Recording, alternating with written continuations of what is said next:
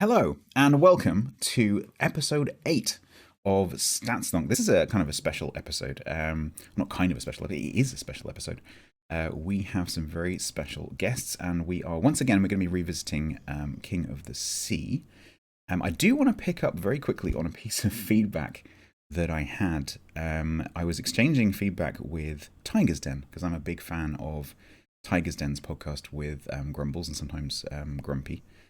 And we were passing some feedback back and forth, and he said, "You do too much tournamenty stuff, or you do too much competitive stuff." So I just want to pick on that very quickly, because we are doing another competitive thing, and I know we've been doing a lot of that stuff recently. It's just because we're all involved in King of the Sea. It's a topic that I know quite a few people find interesting. But I understand, Tigers, if you're listening to this, thank you for listening. I enjoy your podcast very much, and I will try to find other topics which are not competitive, but I'm afraid this one is going to be. So if this is not your cup of tea, I totally understand. We'll try and find something that's a bit more generic. Don't worry, there'll be no real competitive to talk about for the next 6 months, so you're fine there. That's it. This is just a wrap up, really, to talk about how KOTS 12 went, and what we liked, what we didn't like, what changed, with the wargaming involvement and that kind of stuff. And we have some special guests. I'll be introducing them in a second. We've also taken some questions from the Discord, so I've sprinkled those through the notes so that you guys can, you listeners can get your questions in as well. So we've got a few of those. I'm joined as usual by Killabin and Painzel. Killabin is fresh out of clan battles, and I haven't asked you yet. How was clan battles? The FDRs were painful. Yes. That's so it's pretty much what we thought it was going to be. Yep. Yeah. Okay. That's the main reason why I'm probably not going to do much of the clan battles. Okay. So it's yes. Hello, Killabin, and hello to Painzel. You've heard his voice already. Hello. Hello. I don't know why I said that. I don't know either. And then a special hello to Lulu, Azur, and Sera from Rain. We'll talk about that in a minute. But first of all, if you wouldn't mind just introducing yourselves and saying a little bit of like where you come from and like how much you've played chips and all that kind of stuff, that would be amazing, just so people can hear your voice. Lulu, do you want to go first? Yes. So I'm Lulu. I am from France. I started playing the game very early at the end of open beta. Not as early as some, but still kind of early. And I've been playing competitive for, I'd say, 4 years now. Started in a French clan, UFR, and then we created Rain with a bunch of other players. And ever since, we've been aiming to win every tournament that we entered. We've had lots of success and lots of defeats as well, but we kept going. Absolutely. I mean, you guys, let's get through the introductions first, because I really want to talk to you about Rain, but that is actually a later topic, so we're going to have to restrain ourselves. Azur, would you like to say hello? Hello everyone, so I'm Azur, I'm 23 and I'm French. Just like Lulu, I was playing in UFR before Rain. I started the game in 2K16 and I entered competitive only 2 years ago or 3 years ago now in 2K18. Yeah, and that's it. I could add something to give a little bit more insight, because I forgot to say it. I've been leading the clan and the competitive team for 3 years, and I've been taking care of the in-game calling and most of the strategy as well. So I've had responsibilities. Okay, that's interesting to know. Okay. Yeah, we might get into talking a bit about calling later. That might be interesting. And then finally, Sera, Sera Fies, you are not French. No, I am from the Netherlands. I'm pretty young, both in real life and in the scene itself in WoWs. I started playing in early 2019 on April, so it's been around 2 years now since I started playing WoWs. Only got about 4K battle something. Yeah, and my KOTS experience in becoming an org was also pretty recent, with joining up in the adjudicators only last KOTS and becoming an organizer now. So yeah, you sort of threw yourself in at the deep end there. Yeah, yeah, just got right into it. So okay, so you've heard the voices. If you're listening, hopefully you'll be able to figure out who is who. If you're watching live, actually next to me, you can see the Overwolf overlay, so you can see who's talking. So I want to go through a few different topics. We're going to talk a little bit about how we've all found the most recent KOTS, which is KOTS 12, which finished a couple of weeks ago. We'll talk about maybe some problems that we had with the training room. We'll talk about the fact that there were a lot of upsets in the draws and the results. We'll talk about ship bans, because on EU that's a very interesting topic. We'll talk about the fact that KOTS 12 had a cash prize pool for the first time, Wargaming's involvement, and then we'll talk a little bit about Rain, the clan, which is the tip of an iceberg, which is quite interesting to think about. And then we'll go through some of your questions, and then maybe we'll, if we've got time, we'll talk about heading into future tournaments. So first of all, let's talk about our experiences of KOTS 12 overall. And we're going to be focusing, because we're all EU, we're all going to be focusing mainly on KOTS 12 EU and then the internationals. So if you're from NA, we're not going to be talking about NA, but hopefully you're familiar enough with the EU tournament that you'll be able to follow what we're saying. So starting off with our two players. So something, in case it wasn't clear from the intros, Lulu and Azur were playing for Rain in the tournament, whereas Seraphis was actually doing some of the organization for the tournament. So we're going to get those two different angles. So Lulu and Azur, can you just tell us a little bit, just in case there's people listening, who have never competed, have never been around a competitive clan. Can you just give us an idea of like what goes on in a clan like Rain in the lead up to something like King of the Sea? I guess I can start. Well, the first thing is a lot of training. It really is like the very distinctive factor between a competitive clan and a non-competitive clan. You're taking on your free time to train for the tournaments, and that's really the main difference. And there's also competition between players to make it to the team, because to make it into the team, sorry, because spots are limited. Clan battles are 7 versus 7. King of the Sea is 9 versus 9, and clans have many more players than this, which means there's not room for everyone. So there's this like competition aspect, which is very important. I don't know if you want me to get a bit more accurately into like how intense the preparation was. Yeah, or... please do. Yeah, please well, what we did is going into the tournament, I'd say we started training right after clan battles ended, so roughly in between 1.5 months prior to King of the Seas first weekend. And during that duration, that time span, we trained roughly in between 3 and 5 times per week, closer to 5 times per week, which is I wouldn't say the minimum, but it is a necessity if you're aiming to win the tournament, which was our case. You cannot really afford to train less than that, especially on EU, which is a very competitive server, because you need to have strategies that can work on all maps, and if possible, multiple for each map. So the training is really the most important aspect, and I think a lot of players and a lot of teams who don't do competitive do not quite grasp the amount of training that's required, not even mentioning the theory crafting and strategy things. So, I mean, you mentioned training. Can you just break down, like, roughly? I don't want like not too much detail, maybe, but like, what are the sort of basic activities that go on to do training? You go ahead, Azur. Maybe you want to speak about this. No, I'll let you speak about this. Okay. I'll Well, talk afterwards. basically, you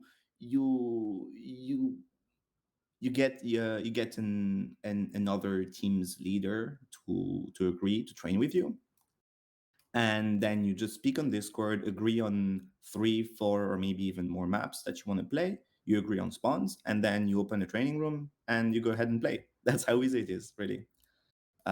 It's been the same for like ever since we started playing competitive. It's been the same.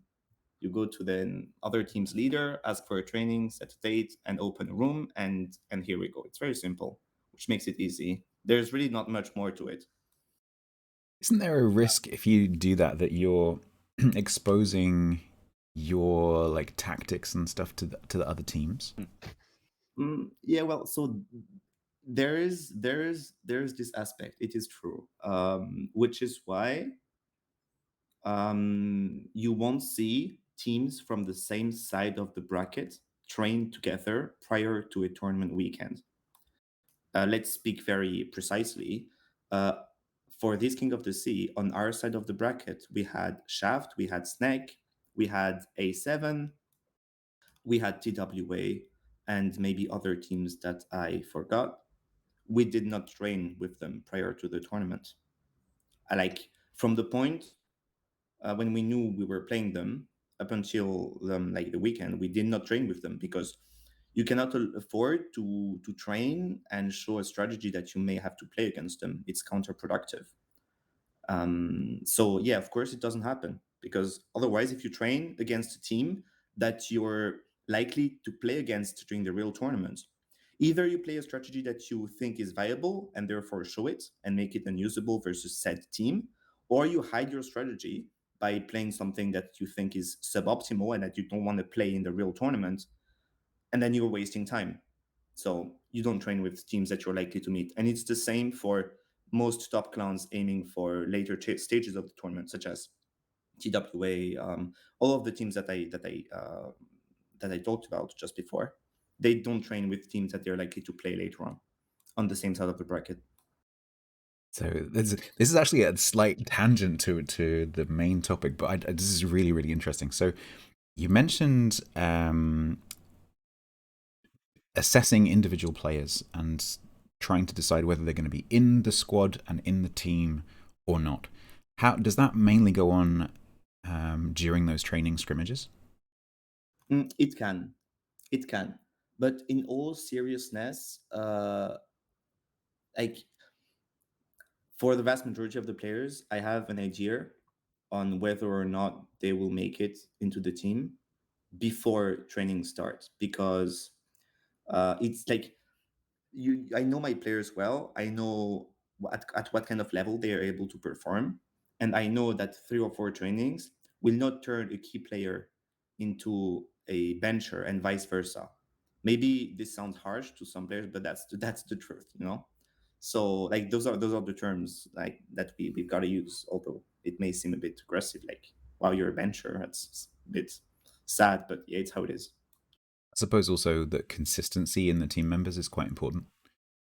Yeah, you don't want too much change. Yeah, there's also this synergy aspect that's important. If you've been playing with the same players for, let's say, more than 6 months,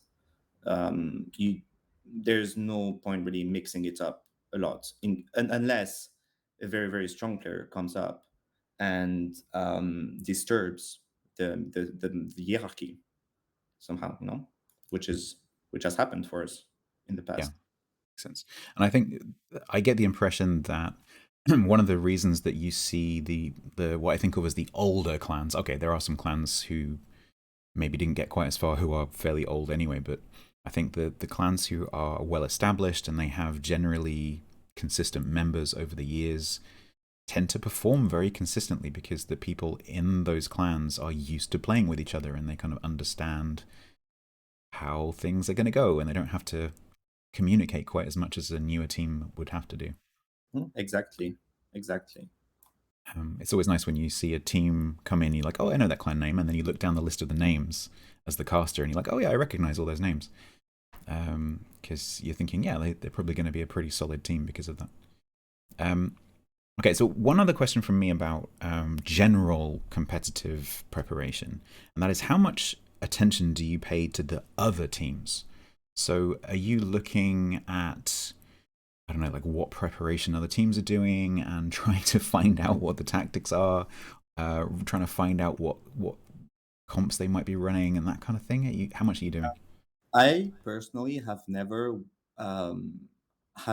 done what I would call aggressive scouting, which is go for information about other teams' plans by asking to the teams they've trained with. That makes sense. I have not done that ever. I know other teams and other clan leaders which I won't go into names, but I know some do this, which I think is kind of lame, but it's part of the game, right? But you can always go, like, you always hear information such as, oh, these guys, they've been winning a lot of trainings, or they've been losing a lot of trainings, they're in good shape, they're in bad shape. Those kind of informations get shared a lot, so you have the feel for how a team is performing.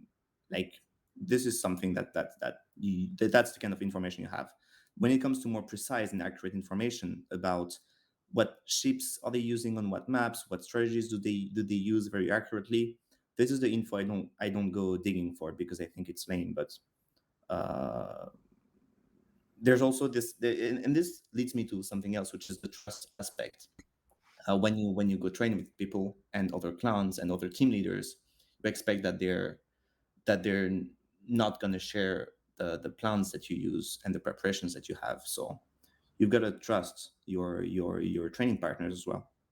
I guess that goes both ways, because you're trusting them with your tactics and they're trusting you with their tactics. So yes, that makes sense. And to be fair, I've really never had any issues with teams like leaking our strategies and vice versa, except for one or two times, but nothing substantial. Like, there's not a trust issue within the competitive community at all. This is something that we can be proud about. And I guess if you trained with a scrimmage partner and they leaked your strategies, you just wouldn't train with them again, presumably. Yes. It has happened, so yes. Yeah, I can imagine. Yeah. Okay. So I want to talk specifically about King of the Sea 12. So obviously 12 is a little bit different on EU than 11 was, partly because the way that the structure of the tournament was slightly different, with double eliminations. Also, there was things like bans, and we'll talk specifically about bans a bit later. And also, of course, there was the prize pool and Wargaming's involvement, and all these things we'll talk about separately. But just overall, was this just another KOTS to you guys, or was it a bit different?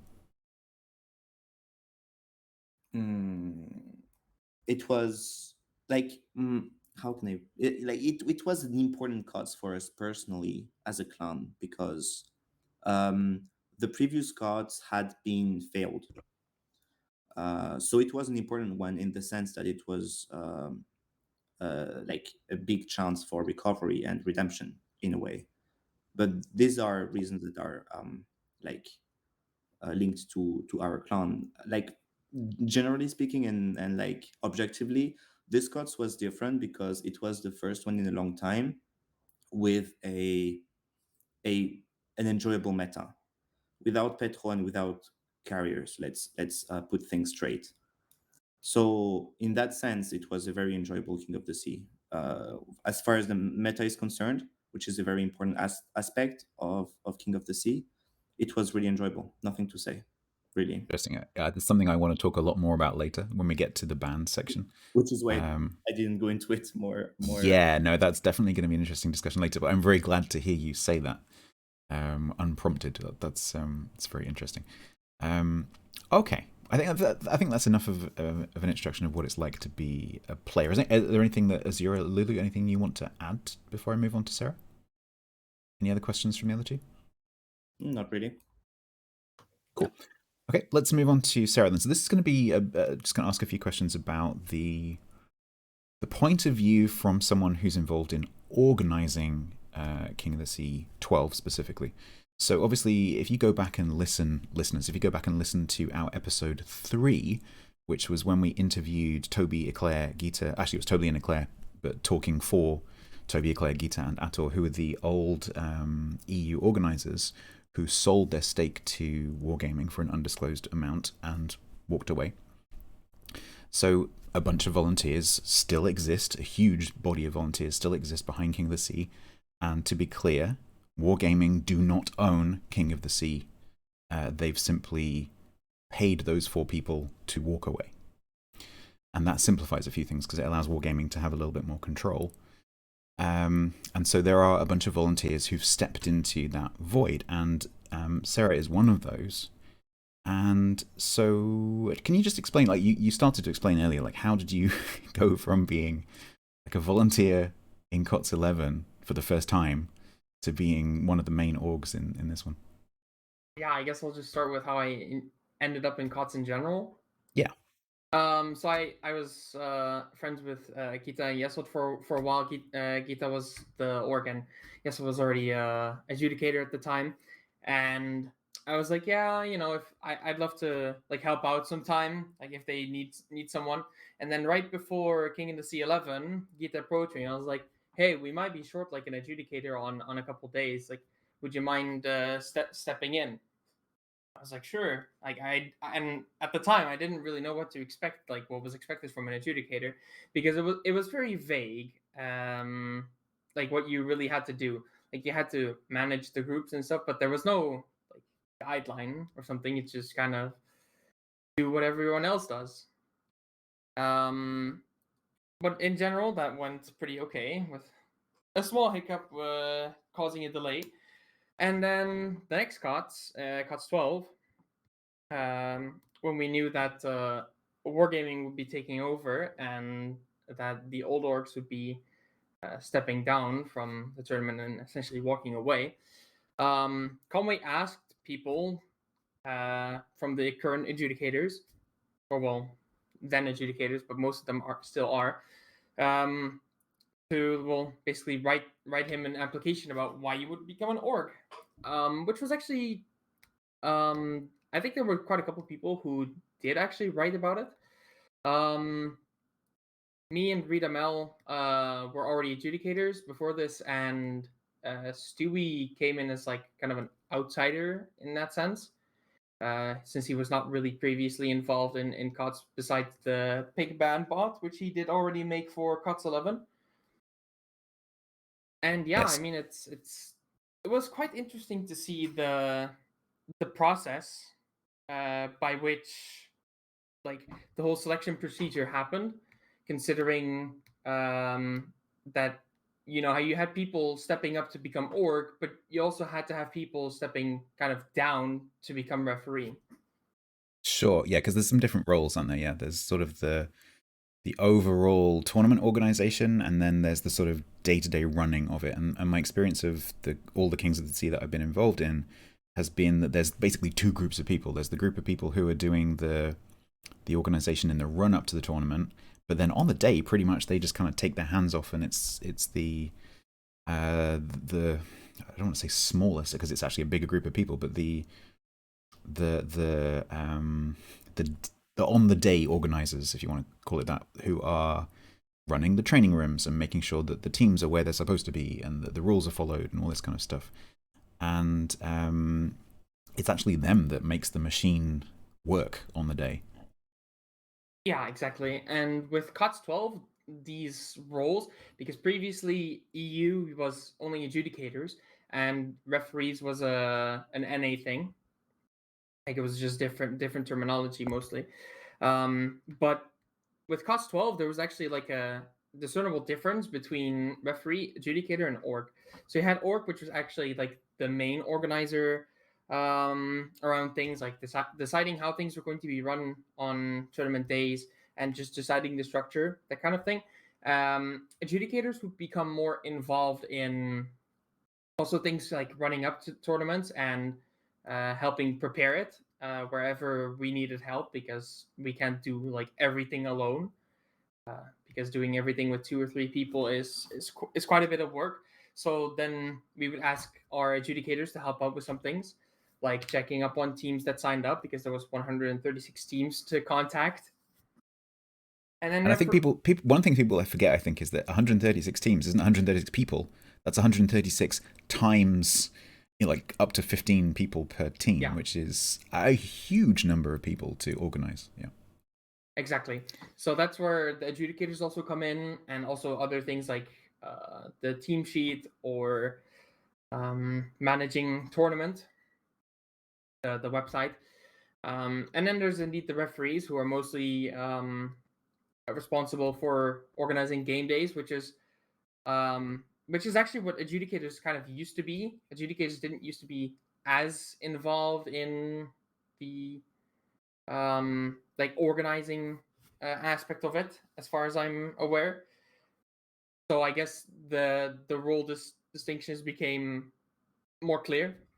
Yeah, I think, as you say, I think we'll talk about this a bit later, but I think with wargaming taking a bit more control, I think it has cleaned a few things up that maybe before weren't quite as well defined.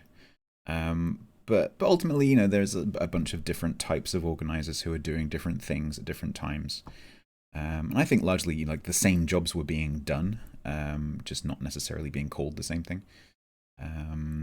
But I mean, King of the Sea, as far as I've been involved, King of the Sea has always been run really, really smoothly, thanks to those volunteers. And you know, it's been the same this time, and there's been some differences, but I think overall it was really, really smooth. So you know, a lot of us have said this many times, but you know, if you're listening to this and you're a volunteer during any of the Kings of the Sea, actually, then thank you very much, because you make it very, very easy to be a caster, certainly, and I'm imagining to be a player as well. So thank you. Okay, so Sera, thinking about King of the Sea 12 and the run up to King of the Sea 12, what were the kind of things that you were doing personally? Well, personally, there was a lot of spreadsheet work to be done. Unfortunately, most of the spreadsheet work was actually being done by ReadML, because running up to King of the Sea, we didn't really have any of the like spreadsheets that we could use from last KOTS, because well, we could reuse some of them, like the public sheets about let's say the tournament structure, because we didn't really plan to change much at all. Well, double elimination groups was the only thing. Yeah, the other things were mostly like deciding on mostly the yeah, just the general structure of things and how we were going to run game days in general. So was it Wargaming who decided, for example, on double eliminations, or was that No, an org decision? those are things that we decide on. Cool. Wargaming is more about the rules that cover the entire tournament, and then structure-wise, things are left up to the orgs for the most part. Cool. Okay. I mean, I'll talk about that again. I'll talk about this a bit later. A lot of these topics are so intertwined; it's really hard to talk about one thing at a time. But my experience from KOTS 11 and before was that there was a lot more discussion than with KOTS 12. Wargaming taking a bit more control, I think, was a good thing in terms of getting things done, because instead of there being a debate that went on for a long time, if there was a disagreement, things got cleaned up more quickly. So so hopefully you benefited from that. Yeah. I can't say exactly that things went faster because of Wargaming's involvement. There was quite a couple times where I was talking with ReadML, and we're like, man, if only we could just like move things along at this point. Okay, because we really that's want to get things done. And then, you know, because now we also have to like contend with other regions. How's that website Sure. looking, by the way? Yeah, we don't know. I did hear that already some of the NA guys saw something, but yeah, we don't really have anything quite yet. I'm hoping to see some development on the website soon, because it is supposed to be an ongoing thing until the next KOTS. I mean, wasn't it supposed to be finished before KOTS 12? Yeah, Duke and Stewie actually offered to make one together, but then Morgan was like, no, we'll just get this developer to do it, and it'll take like 2 weeks and blah blah blah. And then running up in the month before KOTS, it just didn't work. Like the back end was ready, but there was like no front end, so that kind of fell apart. In my experience, front ends for websites tend to be reasonably important. Yeah. But we did have a few new tools. So moving on to sort of maybe mine and Painslaw's experience as casters, actually Killerman as well, because you did some casting. We did have a few new tools to use, which was kind of interesting. We had the Picks and Bans website, which Stewie did, and Stewie, as you said, was not previously really involved in KOTS, but had been involved in many other tournaments. and also is a developer of various bits and pieces to do with World of Warships anyway. And he made this really lovely website that was super easy to use, and I loved it. So Stewie, if you're listening, thank you very much for doing that. That was great. And then also Painsville got to use this. I didn't, and that was the replay bot, which I forget the name of the creator now, but he Not your father. Yeah. Not as Chrysanthos called him, call me daddy, but yeah. No, not call me daddy. So you can and you, dear listener, can actually use this yourself now. If you go into the King of the Sea Discord, there's actually a channel dedicated to this. You can actually drop a replay. I think it's a pair of replay files, and run the bot command, and it will turn it into a video. It will turn the minimap into a video that you can then play, and you can see that actually being used. If you go back and look at the VODs of the finals casts, you can actually see Painsville particularly talking about these replay videos. So Pains, do you want to talk a bit about that whole experience? I don't want to detract too much from the Rain guys while they're here, but I do want to talk quickly about our experience because it was new for both of us. Yeah, sure. So, so that bot's also available on the official Discord, and also you don't require both replays. But yeah, so the idea to use the What Tactics scene came from basically we saw the Russians using it, and we thought, you know what? That looks really cool. We're gonna yoink that. So we got the What Tactics page. But then as we were doing that, like in the background, like this bot appears literally like 2 days before KOTS, I should add. And then Conway's just like messaging the guy. There's like, what are the odds that you can use 2 replays? Blah, blah, blah, blah. And then like, we've got this little tool, which, open up in a browser source. Everyone can draw on it.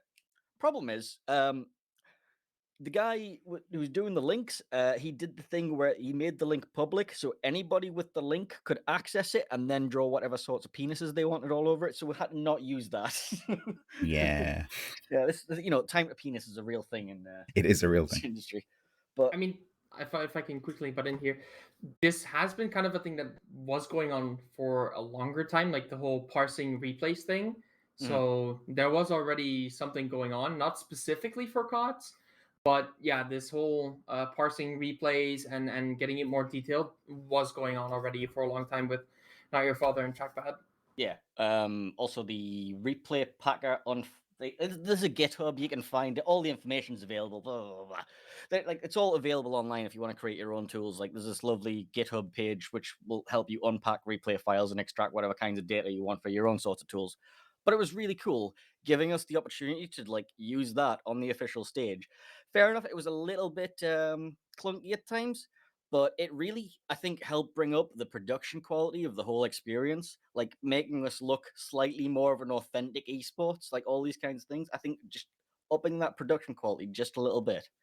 I'd imagine like having done that job for Verizon, I would have between some of the matches, I was struggling to remember what happened, and I took to like literally drawing on a bit of paper, like this blob went here and this ship went there, and like literally drawing a diagram. And so when I look back afterwards, I can think, oh yeah, that Des Moines push there and whatever.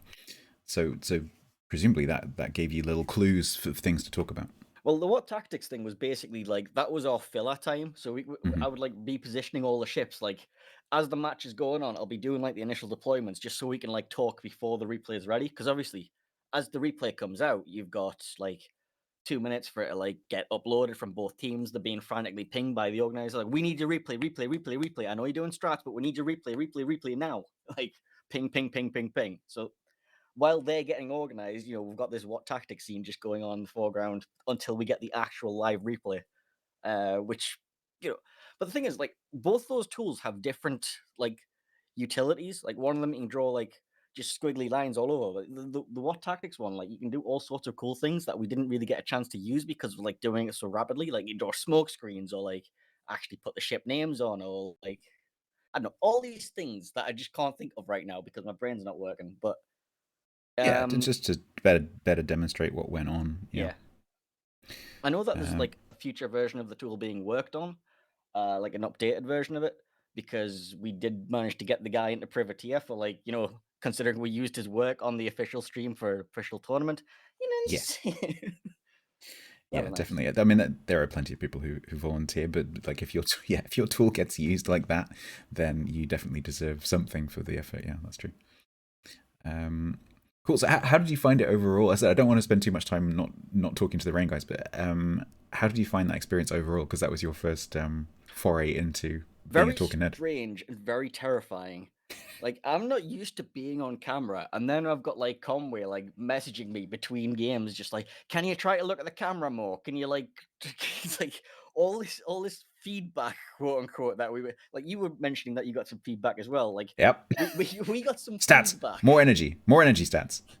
Be more Okay. excited. I can't be more excited. Stop just how I looking am. like you're ordering something at the chippy. I don't put anything important up there anymore. That's my fast food menu screen, and yeah, no. But Okay, anyway. it was cool, and at the same time terrifying, and at the same time like, if it, I don't know, it doesn't feel real because like obviously we're doing it from home, and like, you know, it's like the big thing is like, oh yeah, I think that's the weird thing. I mean, this is actually a question that we can throw to the rain guys as well. Like, so the finals, for example, I don't know what the total was in this one, but certainly for Verizon, like, because they front paged, they got up to like 65,000 people just on the main channel, which means that probably there were approaching 80,000 across all the different channels. And 80,000 people, that's a stadium.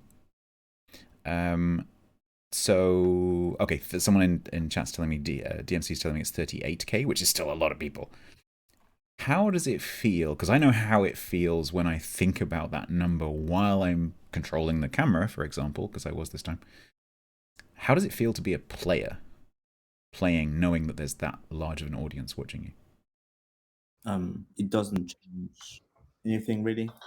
You're not even thinking about it, presumably. Yeah, when you're playing the game, you're not focused on this kind of thing at all. You're focused on your game.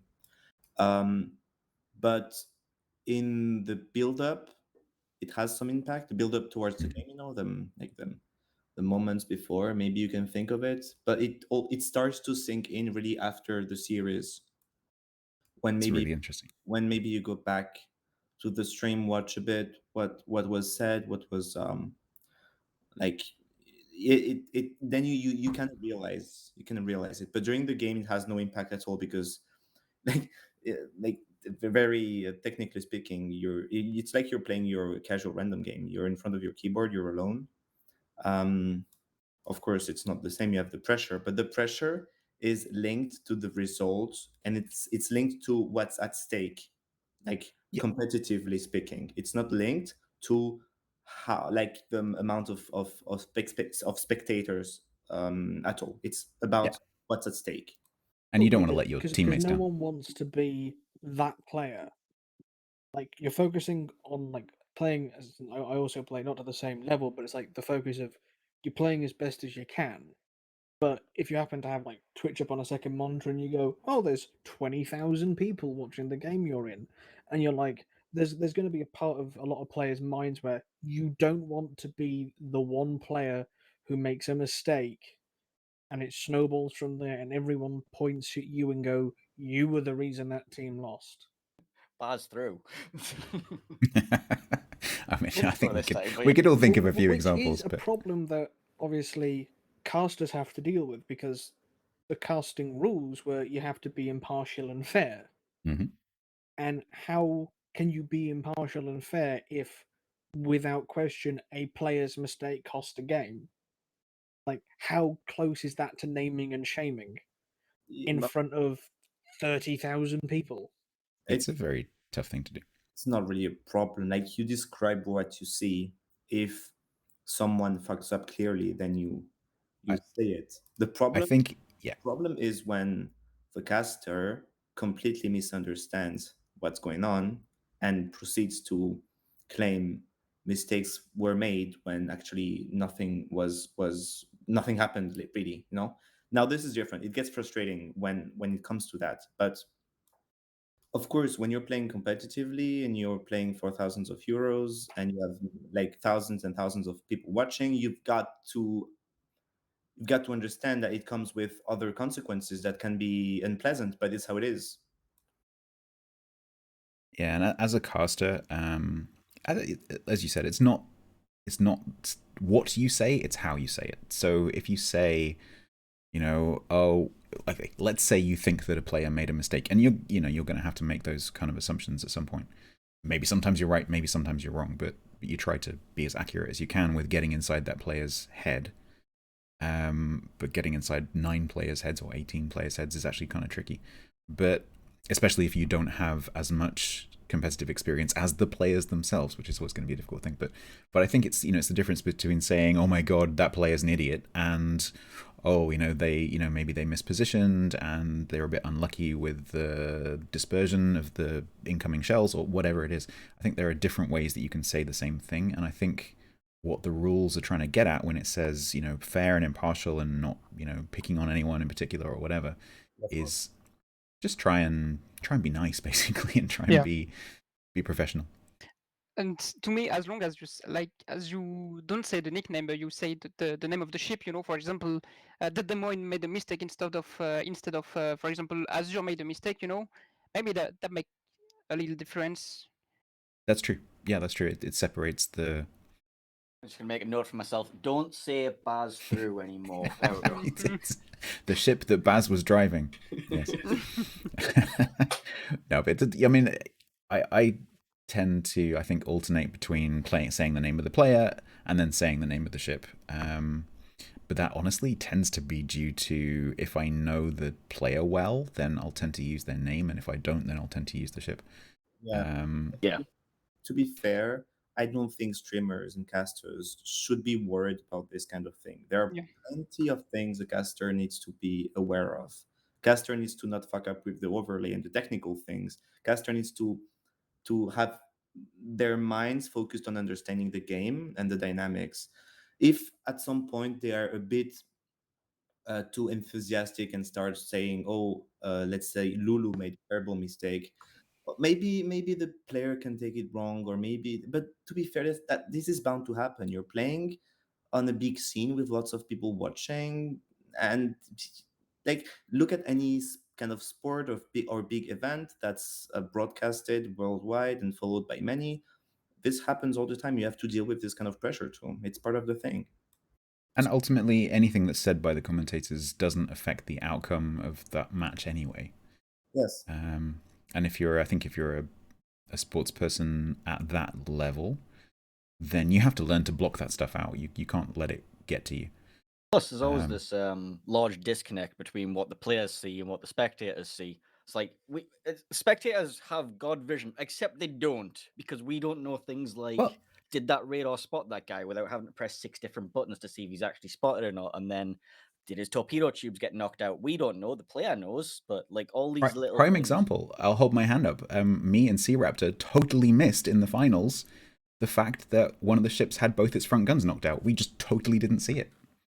Yeah. And it didn't really change what we were saying, but had we noticed that, it would have, obviously... Mr. Kerfurst just dying. Yeah. I was very much paying attention to that particular Kerfurst, but yes, we'll talk about that maybe a bit later. We actually have a question related to that. Okay, cool. Maybe just since we're talking a bit about a streamer's perspective, I think something that really hurt the casting quality is the fact that streamers were able constantly to see both teams. Now it has its advantages.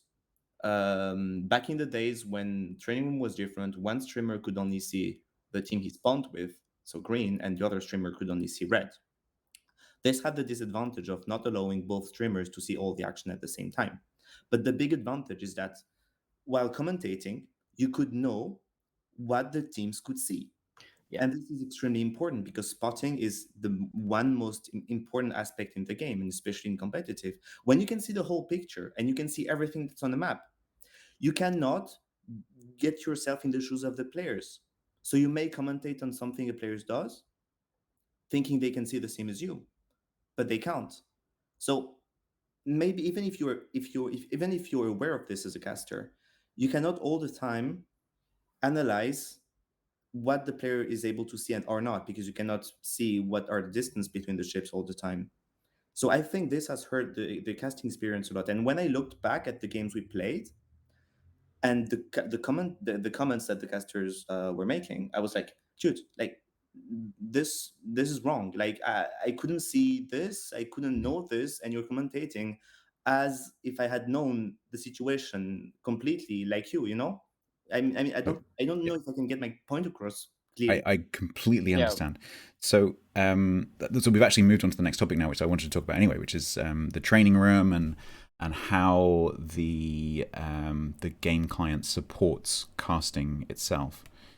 And this is actually something. So immediately coming out of the finals casting, one of the bits of feedback that I got literally as we were finishing from Wargaming was you need to change the camera view more. This is something I was very aware of because of exactly that point. I was aware a couple of times that I'd say something and say this player should do X, Y, Z because this thing is happening on the other side. Of course, they can't see that.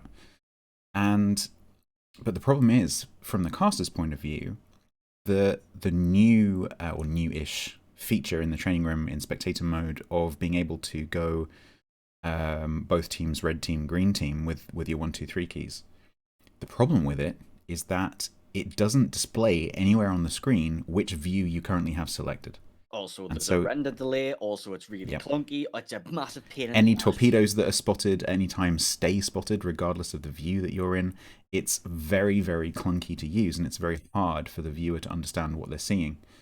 And so one of the things which I immediately went back and said, well, I'm not going to use it until it's fit for purpose, because you need to make it so that when I press the 1 key, you have to be careful how you say that. When you press the 1 key, on the screen, it says like all view. And when you press the 2 key, it says this is the green view. When you press 3, it says the red view. Or Painsor's way of doing this would be to put markers above the ships to show when they're spotted, for example. Yeah, just desaturate the health bars a little bit. So like if a ship on the red team is not spotted, have its health bar go a slightly like grayish shade of red. Like it's put a little symbol above it. I mean, it's not like they don't have the code to put things above the ships. So it needs work before that can be a thing. But you're absolutely right. I totally agree with you that casters are often, because of that, not using that switching camera thing, and quite often they're talking from a point of view of assuming that players can see things that they can't. And unfortunately, despite having the overall God view, we still don't know vital information such as, is that DD spotted by the radar right now? We have to flick through 3 different views. Is that the right button? Is that the right button? And is that just render delay? I'm not sure. Well, also things like, okay, we've got the radar swoosh now, which is really helpful. We've got the tiny, weeny, tiny little I'm radaring symbol above the ship's head that you literally have to zoom right in to see. You've got the hydro swoosh, which goes out, every 60 seconds, which is almost completely useless. I would like to see a competitive UI specifically for spectator mode, which if a ship is radaring, it's got this massive great big symbol above the ship that says, hey, I'm radaring. Or just a 10 kilometer circle around your domain. Just like show me the exact edges of this in a very solid color while it's active. Yeah, and it just needs some more stuff done to it to give more information to the casters, more information to the viewers, so that they can put themselves better into the shoes of the players. I don't care how arcadey it looks with this full spectator mode. Exactly. Just, like, it's an arcade game. Like, show me all the stuff in spectator mode. Thank you. Yeah, I totally agree. That feedback is totally fair, but I think a lot of it is down to the limitations of the client itself. And so at some point, I'm going to be sitting down and trying to write a list, perhaps in conjunction with some other casters. Yes, please. To send to Wargaming to say, look, hey, this is our wish list of things, because I don't think some of them are particularly difficult. Some of them probably are quite difficult. Well, even for the players in the training rooms themselves, like, I don't know, how many times did you have to leave a training room to go equip flags on a ship? So the training room is a different issue. That's not a matter of improvement. That's a matter of it just doesn't effing work. Until they threw some more hamsters at it for the last weekend, we didn't have it quite as bad as NA. Did you guys have, like, Azur, Lulu, did you have any matches where the training room was just not cooperating?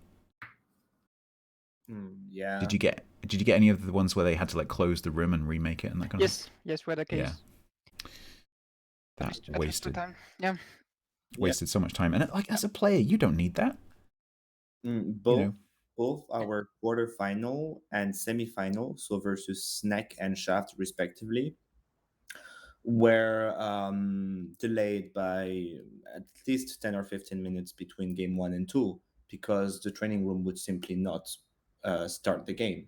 Yeah, it was odd in the sense that on day one, when you've got like 100 and something teams playing, training room, as far as I was aware, went perfectly smooth. No issues, no nothing. When there's a lot more rooms being made, but as the tournament progressed and fewer teams were playing, the technical issues just massively increased. NA, obviously, I don't know how much Sera was involved in that, but NA was having some significant issues with training rooms just not working. The 3 a.m. Conway call. Yeah. Yeah, those are the things that I did get, like the 3 a.m. Conway call, and actually I don't think it was actually 3 a.m. for him. It was like midnight, but people were saying it's 3 a.m.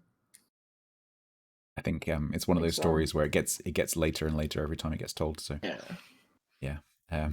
but needless to say, he had to, like, outside work hours, he had to do some stuff, and it was like it went from like one of the casters, it went to Mara Draco, who's one of the South American community team, and then he like paged Conway effectively. I thought it went through Bogsy. I thought Bogsy. I think it was Bogsy. Yeah, it was Yeah, Bogsy. Bogsy raised it with the Brazilian community manager, and then he got hold of Conway in the middle of the night, so they could I don't know what they did, but They feed got the some hamsters. press accounts, I think. Yeah, and this issue happened later as well with Asia. Like after the NA fiasco, Conway was like, okay, I can like give my private phone number out to like a couple people, like if it's really, really necessary. And then nobody actually ended up doing that because like, just don't randomly ask. So, and then the next time, I think it happened with Asia, nobody actually had his private phone number that he was like, oh yeah, please, like someone ask me like for like emergencies. So we were stuck with the same situation, but then for Asia with like the press accounts. Imagine not taking the opportunity to get Conway's private number so you could ring him up on like a Sunday afternoon and just be like, hey Conway, what you thinking about? Yeah. You take that as a So joke once. Well, so wouldn't okay. try it. So yeah, I think the training room itself is just frankly, it's not fit for purpose for doing tournaments, even without those issues of moving players around and starting the matches, which obviously is critical. Even if that was completely a non-issue, you still have the issues of players can't get to their captains, players can't easily change their builds, players the host of the room is trying to drag the players around, like if they have to change ends, for example, and the UI is really laggy, and you're trying to drag a specific player and you accidentally grab someone else.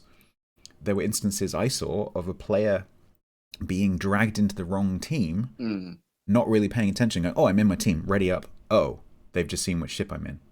I actually saw that happen.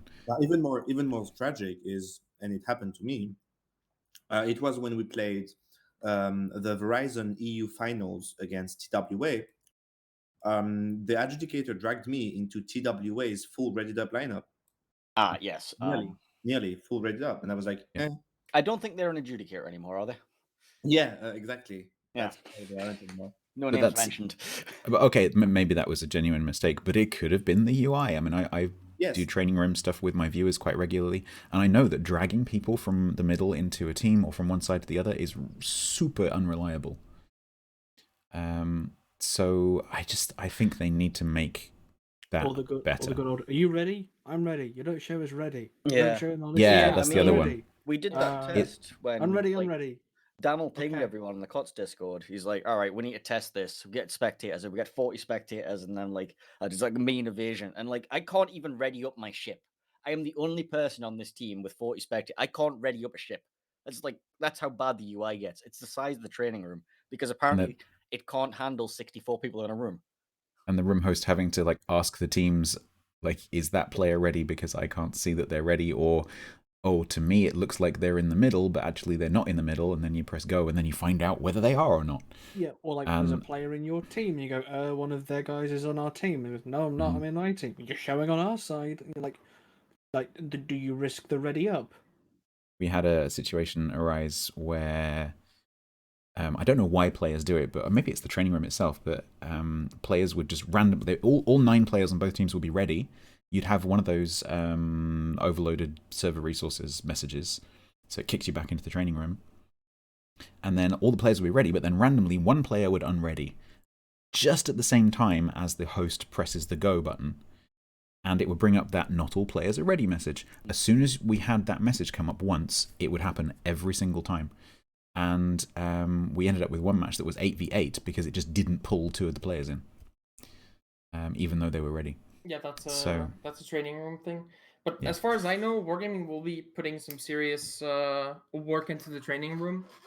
Like they'll actually be looking into improving it for tournaments, since not only for COTS, but there's more to it than just COTS. But they'll be looking into it for real. Well, I hope that they reach out to us, the casters, and be like, all right, what do you guys want? What do you want? While we're at it, what do you want? Well, yeah, exactly. They approached us, like me, Reed ML, and Stewie, although he's not as active on the Discord. I was like, well, could you please like compile a list, ask the other coordinators, and ask the streamers for some input? So we'll be doing that quite soon as well. I will very much looking forward to that. Very much would like to be involved in that discussion. Yes, yes. Just ping the meme stream dream team. Just get us, bring us in. Yeah. But the thing is, like you say, it made them look bad, but actually, at least on the official casts, because the stream pack that we're all using, including Wargaming themselves, does not include a scene designed to show the inside of the training room, because you're not supposed to see that, because you don't really need to see it. It's a bit messy. And so typically you would have up like the score or the map, or I would typically add the tournament.com website on top or something like that. And so what you actually saw was people like Painzor doing what Conway would call monkey dance most of the time. So in the background, the training room is having a meltdown, and there's some adjudicator crying in the corner because it's not working. But Painzor's quite happily talking about what you had for lunch. So, unfortunately, I don't think most viewers are actually aware of what that issue is. But it does. I'm reassured by the fact that you think that Wargaming are going to work on it. So hopefully we'll see some improvements. Like the way they've brought it to us so far does seem like they really want to make some serious changes to how it works, because they really want to like set up things for not only COTS but other tournaments. So I have some faith. Kelvin, you're an ST, right? When that stuff goes live, I need you like for 3 days. Just sit in the training rooms, just make sure it's all working, Kelvin, because you're going to be my man on the inside. You need to get everything fixed in advance. Okay, got that? Yeah. Okay. All right. Good. No pressure. Okay. Oh, okay. Right. Okay, let's we will hate the training room. I think that's safe to say. Yeah, we will seriously will engage if you want feedback. We will engage, because between us, I think we can probably come up with quite a few ideas about how to make that better. Certainly identify some of the problems. Yeah. Okay, let's get back to talking about the actual the tournament itself. So, I think it's fair to say that this King of the Sea was quite unexpected in how it turned out. I think it was quite dynamic. Normally you see certain favorite teams, always getting through to the 16 or the 8 or whatever. And, the chances of them going out early is pretty small. Whereas this time it was a little bit different. There were quite a few upsets. And we ended up with an all-Asia final, which I don't think anybody would have predicted. And I think actually in the Wargaming's own predictions thing, I think I'm right in saying that not a single person predicted that those two teams would be together in the finals. So what any comments on like just the results and the upsets and all that kind of stuff? Yeah, maybe Ban CV shouldn't have lost against who was it? Right. No. Before that, to Yoink. Oh, before that, it was Yoink, yeah. Yoink.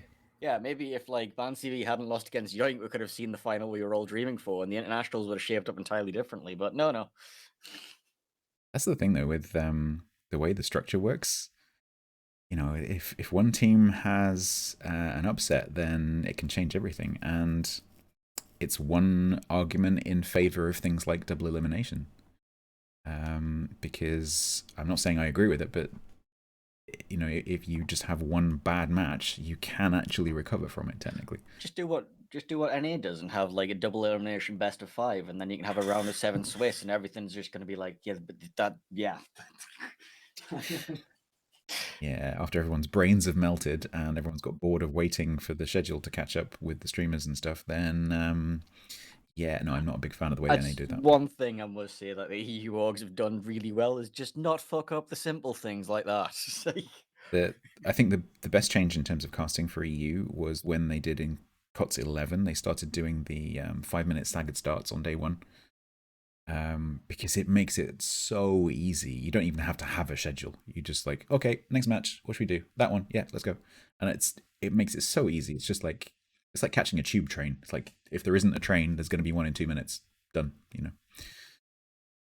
It makes it silly me just sticking to an actual schedule and like going through the games. And, like, remind me next COTS, like when sorry about this in advance, whoever is the one looking after all the streamers that day, but I'm going off track. I'm just gonna like on the qualifier days, I'm going free reign.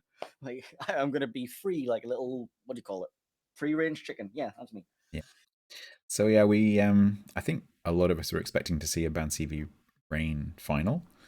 And we didn't, because Yoink played extraordinarily well and managed to beat Ban CV. Ban CV came back in again.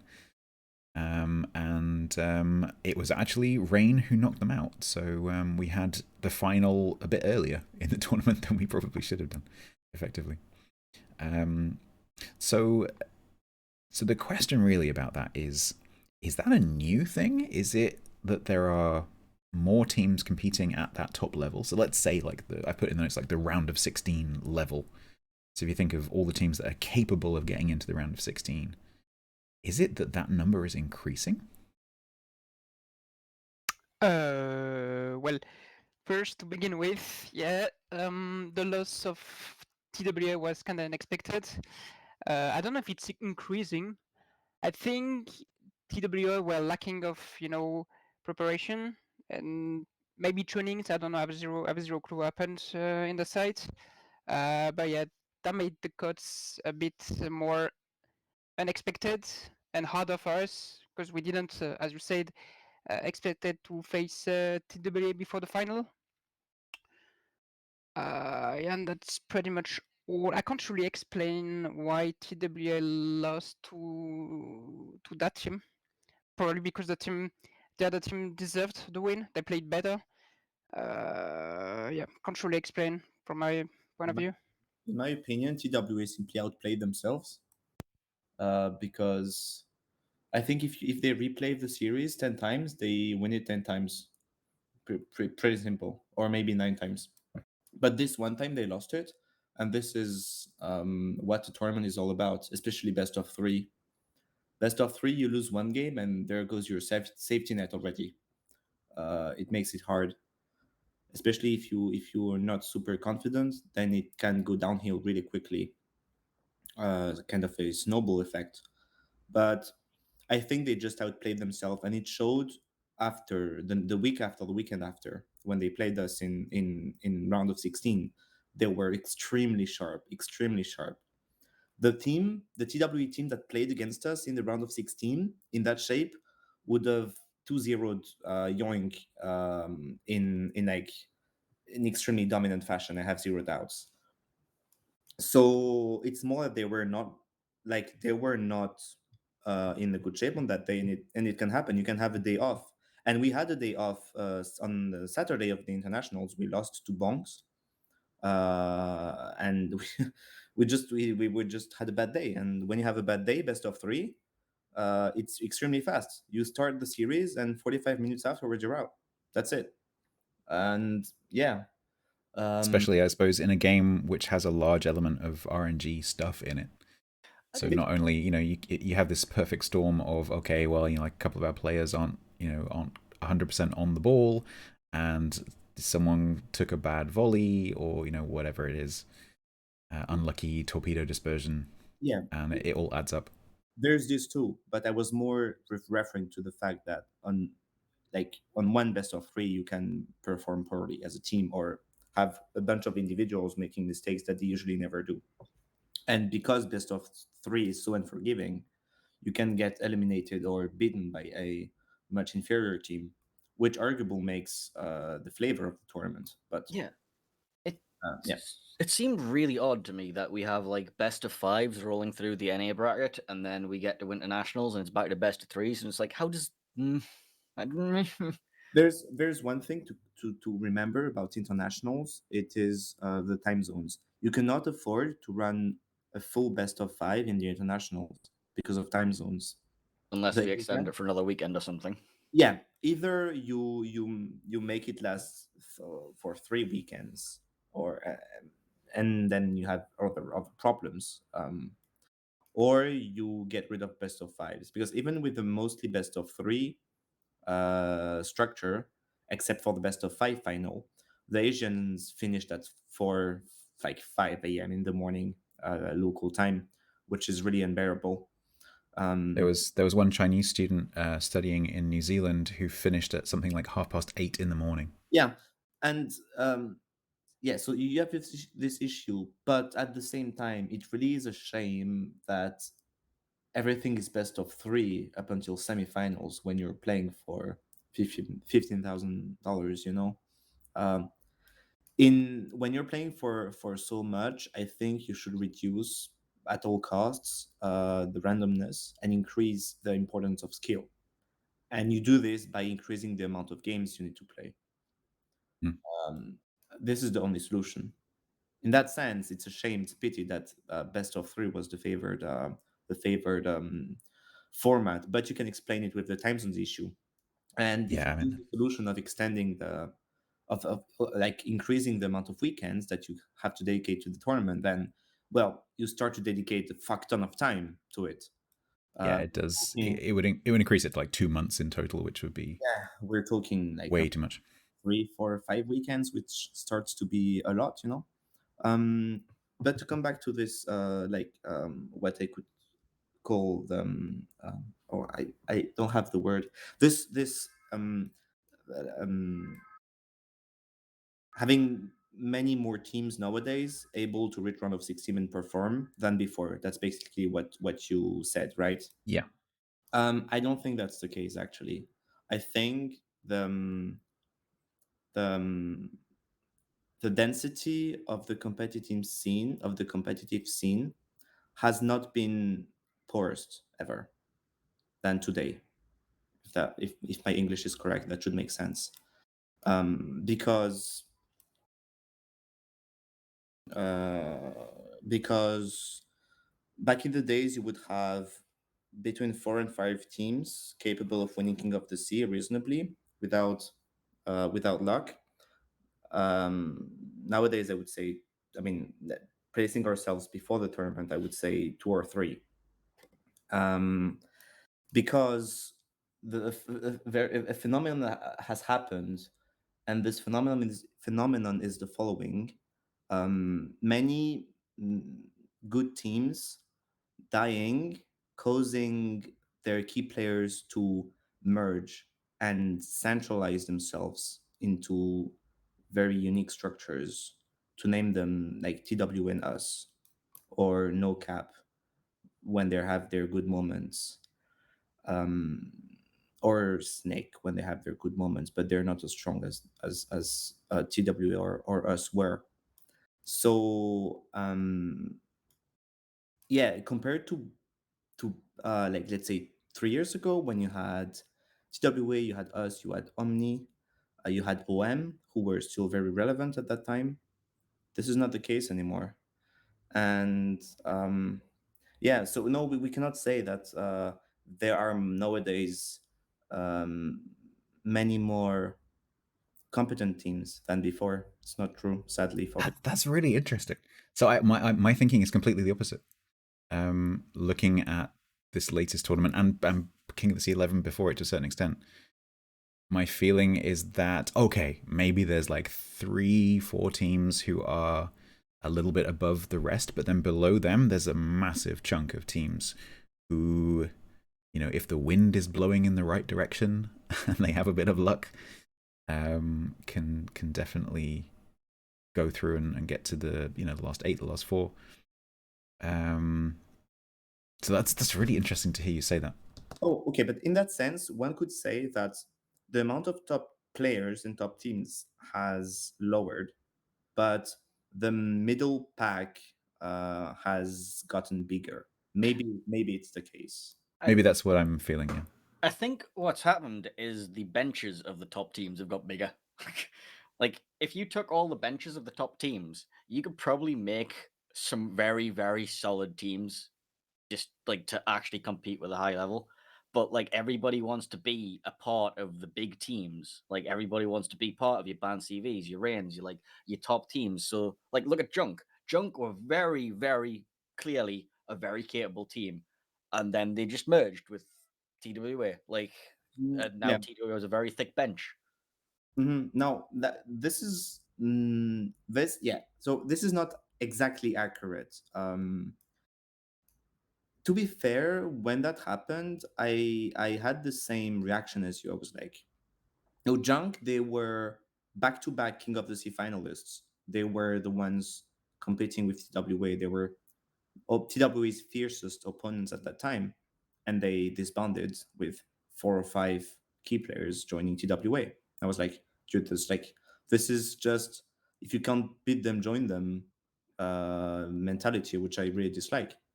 Now, turns out they actually did not have the activity required to keep up with their competitive team at the level they wanted. So they joined the winning team, and yeah, like the leadership structure and the 4 or 5 core players, they used the easy way out, so to say, which is also understandable. But it's like, especially this clan has been vampirizing the top competitive scene for a long time. The best players from Omni, who had been winning a lot at the beginning of the game, and up until 2 years ago, they left and joined TWA. Even before,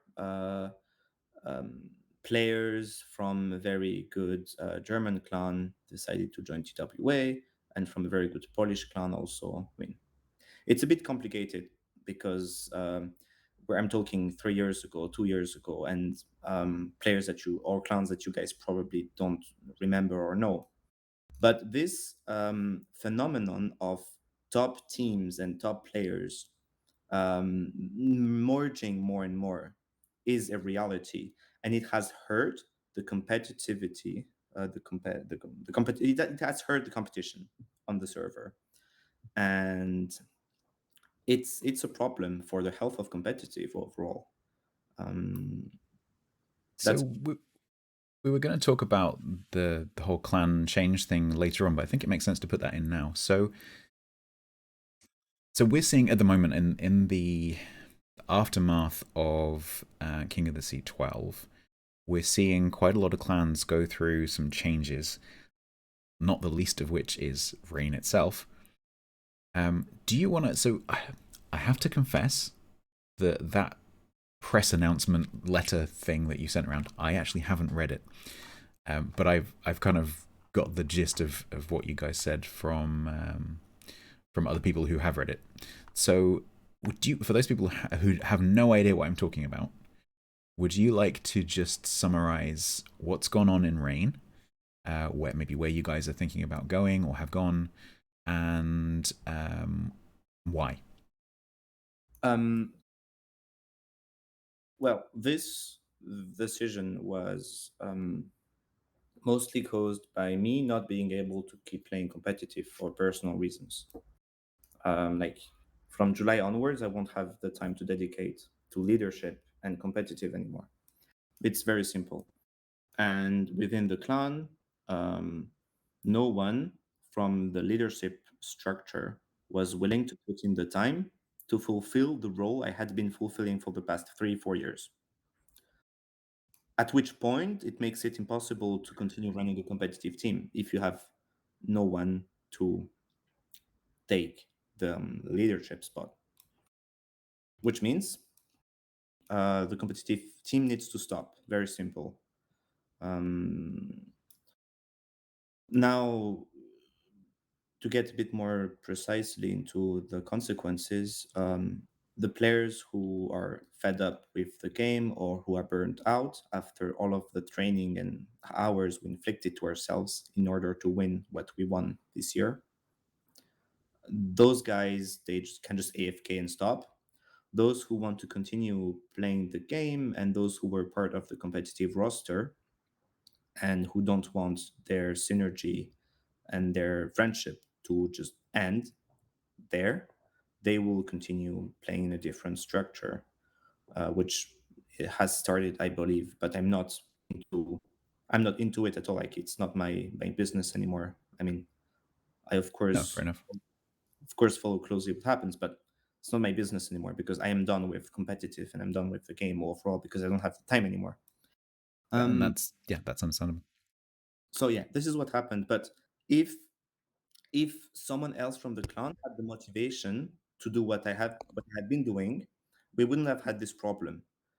Now I am the basis of the problem. I triggered the thing, but it's a big issue when out of the 3 or 4 guys that were part of the leadership with me, no one is willing to continue because they're either bored with the game, they don't see a good future in competitive, or they are just not willing to put in the time.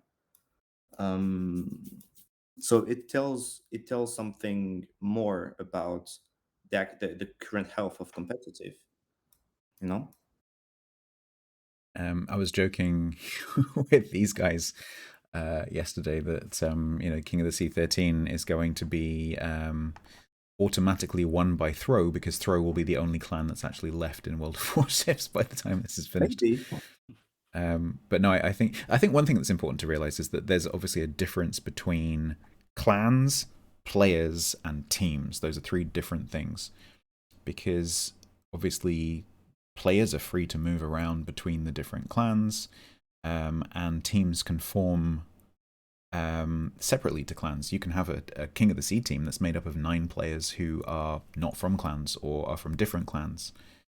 And so just because players have gone out to different clans doesn't mean that they can't form cooperative teams of 2 or 3 clans joining together. And we certainly saw some teams during King of the Sea, and we usually do see some teams which are formed of 2 or 3 clans working together. Yeah, it can happen, but it rarely yields success, because the big part of the best team of that sort of a composite team, I think, was Taurus. Yeah, but Taurus, what happened is that they incorporated a bunch of CKBK guys. So Yes. they had their Taurus clan, and they had, I don't know, 2 or 3 CKBK. I think they also had some TTTs in as well. Yeah, we played them. TTT and Paras merged to form Taurus. Yes, Yeah. but they still had some members who had stayed in TTT in the team. They're part of the same sort of community, so I wouldn't consider this as a merger. No, yeah, absolutely. Like in the match, you saw 3 different tags. Yeah, but the actual guys who were not part of the Taurus community who joined in were from CKBK. Yes, they were, and they actually did not really had a lot of success. They didn't really have a lot of success in the tournament. I think they got knocked out in round of 16 or QS. Yes, Didn't they Throw went knock out. them out? They went out to us. And it wasn't against a strong opponent either. I mean, it was against no. Wow, thanks, Lulu. Wow. I mean, they were supposed to be better than them. Let's speak seriously, Lulu, I was calling the team. I'm not here to be to lie and be a nice guy. I think We beat them 2-0. this is what I'm talking about. I trained against them, and I thought they were better than the guys in their bracket, and I thought they should have done better. This is why I'm Oh, that was a smile on my face. but to be fair, there's always two parts to it, right? There's one team who maybe one team fails, but mistakes come provoked, and that's always a very deserved win for the other team. So don't get me wrong, but I think they were on paper better. But I think you were aware of this too, right? Which makes the victory even better. Anyway. I think from our own perspective of this being the first King of the Sea where Throw as a team had like properly practiced, played more scrim games than like actual matches we ended up playing, spending hours going over tactics, we were certainly more confident than we have been previously. So think it's going no up against them coincidence. wasn't as much of a like, oh god sort Yeah, of thing. It's no coincidence that you got further than you ever have because you Yeah. did more practice. To be Yeah. fair, it showed because you don't beat the teams just Torres with very seasoned players by pure luck. So don't get me wrong. I'm just talking about strength on paper and what I expected from. No, I wouldn't dispute that. Yeah, but yeah, what was I talking about? Yeah, this whole merge thing. It's not very common because the rule for KOTS is that you should have a team that can be composed of players from numerous clans. It's not a clan event, it's a team event. But the synergy that you build with your mates, you build it inside the clan events, which are clan battles. This is it's in clan battles that you build your synergy up mostly. And yeah, it's important. You don't really play major tournaments with guys outside of the community you play clan battles with. Absolutely. Clans come together as friends who want to play together, and then at some point some clans will decide to have a go at competitive. And it's what separates the clans that do that is how much extra time they're willing to put in. It's really obvious to me, like you don't very often get the chance to listen to competitive teams in voice comms when they're playing, because obviously that's usually private. And something I would really love to do at some point is cast a show match between two top teams where we actually broadcast the voice comms so that people can listen to how it sounds like, because I think that would be really, really interesting. It'd just be as you're saying, LeBonk. Well, LeBonk. But something that I have noticed when you, if you do ever get the opportunity to listen to teams playing clan battles, is that the less experienced teams who don't practice together, maybe a bunch of like people who don't know each other very well, they don't play together very often, they certainly don't train together. It's just chaos. Like either it's completely quiet because they're not communicating, or everyone's just talking about everything all the time, and at the same time, someone's talking about what they're having for dinner. And it's just total chaos. Whereas when you listen to a team that's practiced together for potentially years, it's super, super efficient because they all know exactly what their roles are. They know exactly what they're supposed to be doing, what information is important, what information is not important. And I'd really love to be able to just demonstrate them. It's true. And to be fair, apart from pure player skill, the biggest difference between very good and experienced teams and more beginning teams is the discipline, both in gameplay and in voice comms. The discipline is really important. Yeah, that's it. And the mutual respect is definitely a big thing where, especially at the top level where players are of exceptional ability, the fact that they know to respect their teammates and trust their judgments and make sure that their egos or something don't override common sense or anything is very important. And don't spend 10 minutes complaining about how he was only getting overpens on a broadside. That's not useful information. I don't want to hear it for 3 hours. That guy is like okay, fine, whatever. Shut up. Yeah, or a typical exchange might be, for example, caller asks player to do X, player says that's a bad idea, caller says okay, understood, do it anyway. Or I understand, okay, change of plan or whatever it is, without there being an argument. Go where I tell you to go, shoot who I tell you to shoot, die when I tell you to die. Calling 101. Yeah, and I think That's something else that you'll notice, like during that kind of communications. There's no shouting, there's no arguing, there's no debating. Because if there is, something's gone horribly wrong. Yeah, tempers flare when things go badly. Yeah. Because you've got player frustration, and that, like, we're only human, that will break out. And I mean, to be fair, Stats, you were talking about the possibility to broadcast a game with voice comms, but all of the viewers have access to streams from Oh, sure. teams. Especially, I don't want to advertise our own clown, but Go for it. we have a dedicated streamer who's French, but we do all clan battles in English, and there are many VODs available on his channel, which features my team playing clan battles in Hurricane and actually behaving like in a very serious manner, just like in a KOTS final with when it comes to the seriousness of the voice comms and all of this. So. And where can people find that? I'll stick the link in the description. It's Malimo. It's Malamu. Okay, I will grab the link off you afterwards, and I will make that available. Cool. That's great. And I know there are a few other people that that do that as well at various levels. Yes. So yeah, during clan battle season, you can definitely look on the World of Warships category on Twitch, and you will probably be able to spot someone who has clan battles in their stream title. But obviously, you'll need to consider what level is that team playing at. But I think it would be very interesting to watch teams playing at various levels, because I'm sure that watching a team playing more casually, maybe at at Gale level, is going to be just as educational for different reasons. Really quick, I think that's the wrong channel. Yeah, I just put the correct one. The correct one. Yeah, the second one. Yeah. So for those of you who are listening, I'll stick that link in the description. But if you are not able to look at that, it's twitch.tv/Malimu, MALIM 0 lowercase o. I think that is. Yeah. Hopefully the last CB stream is not too old. Shouldn't be, but I'm not sure about this. Otherwise, too bad for those who have missed the streams. Sag.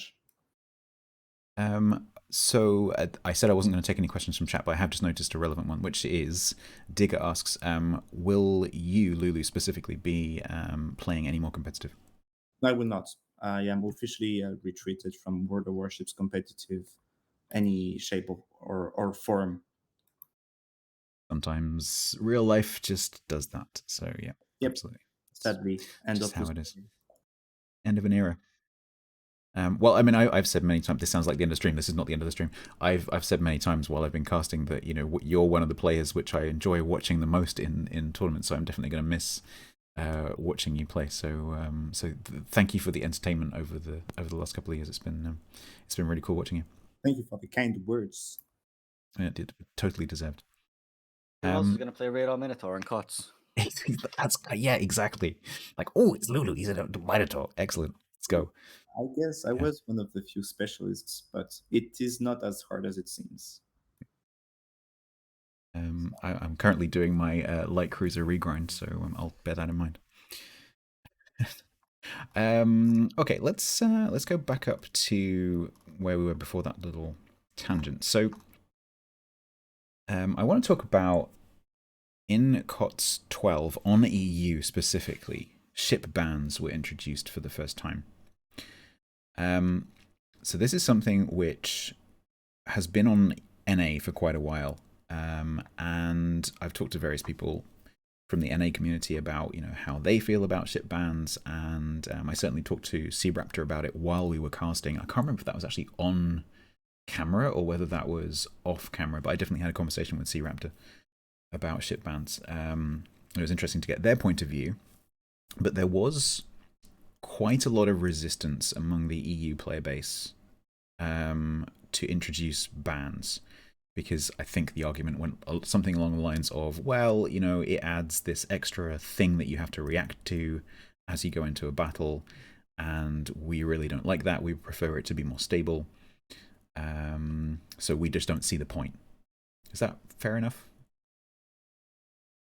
Maybe you didn't share that opinion. I don't know. I am pretty neutral when it comes to bans. It's like If they're not here, that's fair enough. If they are here, I'm not gonna riot for them. Like I'm not gonna riot asking for the bans to get removed, right? I think they add something nice to the psychological aspect of the series and to the variety, but they can also be seen as disturbing and annoying. So I if they're here, I'll adapt and play around the bands and try to use them to my advantage. And if they are not here, then it's fine. Like I know some players and some teams are opposed to bans because they add randomness. Um, because they would rather rely on their strategies that they have worked on, and they don't want those strategies to get disrupted by bans prior to the games. Uh, yeah, I I don't know. I think um, like at first sight, one could think that bans favor teams or rather that bans hurt teams that trained a lot because they may have worked on many strategies that that could get just nullified by a very specific ban. But if you think about it more deeply, bans actually favor the teams that are the most prepared because it's all about trying to find multiple combinations, multiple strategies on all maps to be ready for any kind of ban the opponent could come up with. Oh, And this, absolutely. yeah, and so this kind of throws the randomness argument out of the window because, well, if you're extremely prepared, you shouldn't really have to worry about the bans since you may have, since you should have solutions ready for any kind of ban the opponent could throw at you. I'm assuming that you guys had like, okay, we have a, if they ban a Nevsky strat, if they ban a Veni strat, if they ban Marceau or Kleber strats, like we certainly were planning, had different strats depending on what we figured the common bans would be. Yes, we pretty much always add an alternative. We worked on two strategies each time on each map and each spawn, so we were ready to literally replace any ban and stuff. And actually, Yeah, like with when most we of were the trying to, ships that got banned regularly, there was generally a ship that did more or less the same thing. Not quite, maybe. Yes. Maybe clever to Marceau or whatever it happens to be. But you had to sort of flex your strategy rather than completely changing it. Yes. The only ship, sorry, that was worried about, in case it was banned, that was the Des Moines because it doesn't really have any good replacement. Salem can be, but it's not that great for the Des Moines role. So yeah. yeah, Des Moines was certainly the biggest ban that screwed us up in throw Yes. was when a team banned gearing. That really threw us off. Yeah, But then at that point, I think once you got to the picks and bans part of the tournament, was where a lot more of the sort of trying to get in the other team's head certainly started to become more apparent, where you could get the sense that teams were checking, like, okay, we've got this team in the next set of best of three. Someone's found the games of theirs that were streamed. Like, okay, it's like their Yamato seems to be quite decisive. It's like, do you ban Yamato and hope that that player's not as good in like a Shikishima or something? Or do you try and just ban the sort of universal ships? yeah, Like, because for us, it was during training, we ran into a few teams that were running the legendary Haragumo long smoke trains with cruisers in it. And we had a lot of difficulty dealing with that. So we just went, sod it, we'll just ban Haru. We haven't got the time to figure out an effective strategy and train, so if we ban it, we don't have to worry about it. And I think Yeah, that's a Sera good can point. probably confirm that we're responsible for like 23% of all the Haru bans. Just throw, because that's all we ever banned. Also, just one thing. It's interesting because you have the two philosophies. Either you ban as a protection or you ban offensively. Yeah, absolutely. Either it works both for ships and maps. It's like if you have one ship that you 100% do not want to face, you can ban it, but you're not banning in a way to prevent the enemy from using a ship that they like. Same goes for the maps. If you have one map on which you're uncomfortable, you can permanently ban it, but you're not using this ban to remove a good map from the enemy team. So you have those two philosophies conflicting. And also for those who aren't aware, because we did not make things very clear in that regard at the beginning, there was one global ban at the beginning of King of the Sea, which applied to all games, and it was Petropavlovsk. At sign up, teams voted for one ship they wanted out of the tournament, and Petropavlovsk, to the surprise of absolutely no one, overwhelmingly won that vote. So Oh yeah. Petro was removed from the tournament completely. This was the first, what we call the global map, the global ban, sorry. And on top of this, at the beginning of each series, BO3 or BO5, teams would ban one ship each, Blind. So you could actually end up banning the same ship, yeah. which is very important, by the way. Yes, and also the same thing with maps. And the thing I noticed a lot from particularly casting and even playing was that once you got to the map bans, teams always seem to do better when they picked the spawn and not the map. So I was talking to Maltese about this when I was casting with him, and because he's a very experienced competitive player and I'm not, and so I was picking his brains about quite a few things. And one of the things I was talking to him about was how does it work with how do you choose which ships, with which maps you pick and ban. And he was saying, oh well, it's not actually the maps that you're interested in. You should try and be comfortable on all of the maps. It's the spawn that you're interested in. And so actually the team picking the map is not actually the one making the choice. It's the team choosing the spawn that's making the choice. Yes.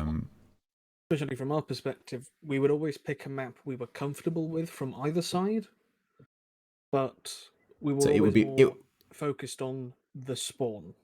So I now think of that process, instead of calling it map picks and bans, in my head I now think of it as spawn picks and bans, because that's essentially what it is. Yeah. Also, just one thing, because I picked up something interesting. I mean, it's a concern. Let me put it differently. It's a comment I've seen on many broadcasts and everywhere on Discord as well. It's about bans showing wargaming what ships are OP or not.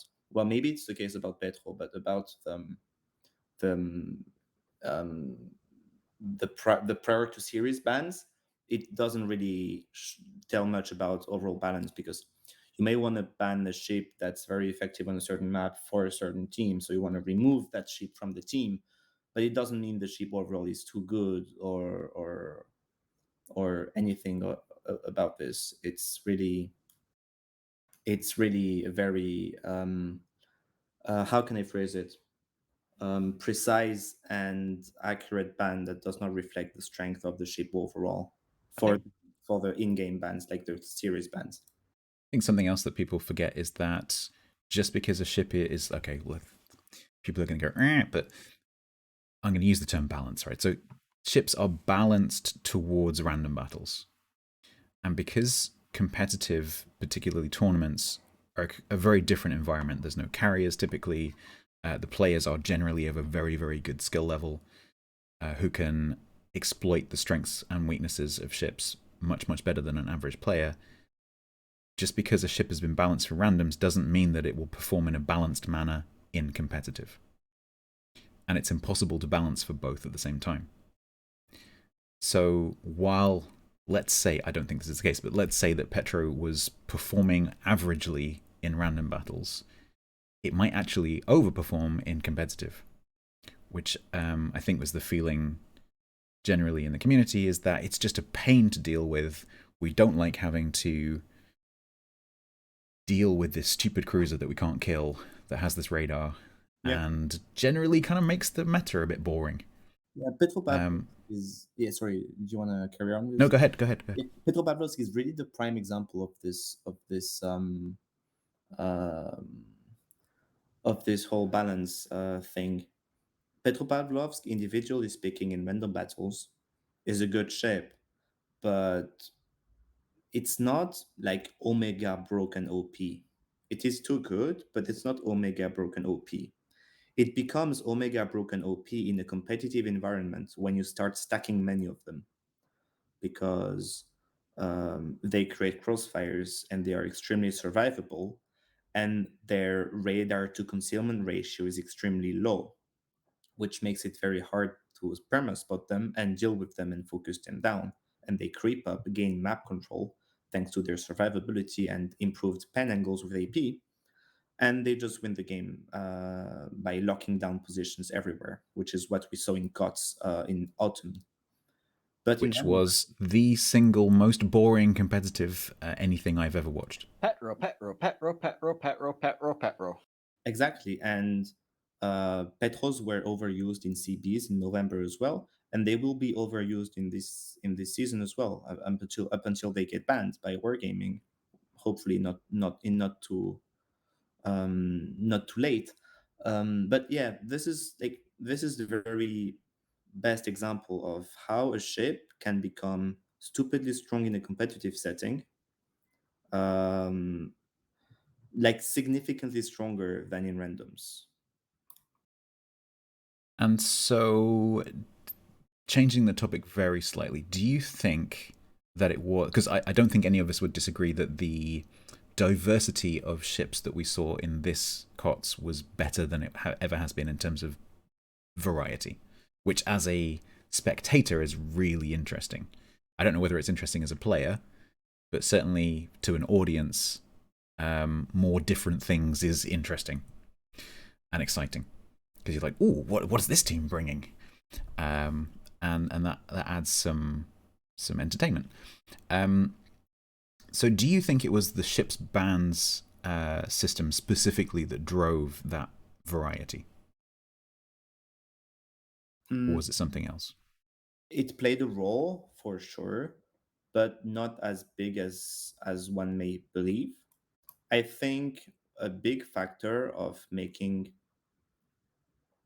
that made this KOTS more entertaining, is the removal of fire prevention on cruisers. Now, this is something that's not talked about a lot. Most people have been focused on Deadeye and this kind of thing about the latest Commander rework. But the removal of fire prevention on cruisers is a super, super, super big relief for the competitive meta, because you cannot simply battle tank with Moskvas and Stalingrad as before. It's not as easy. Which made it harder to play like super heavy control lineups based on Moskvas and Stalingrad, which you used to see a lot. If you're going to play those kind of ships like, say, Moskva, it's more likely to be played in a more mobile position.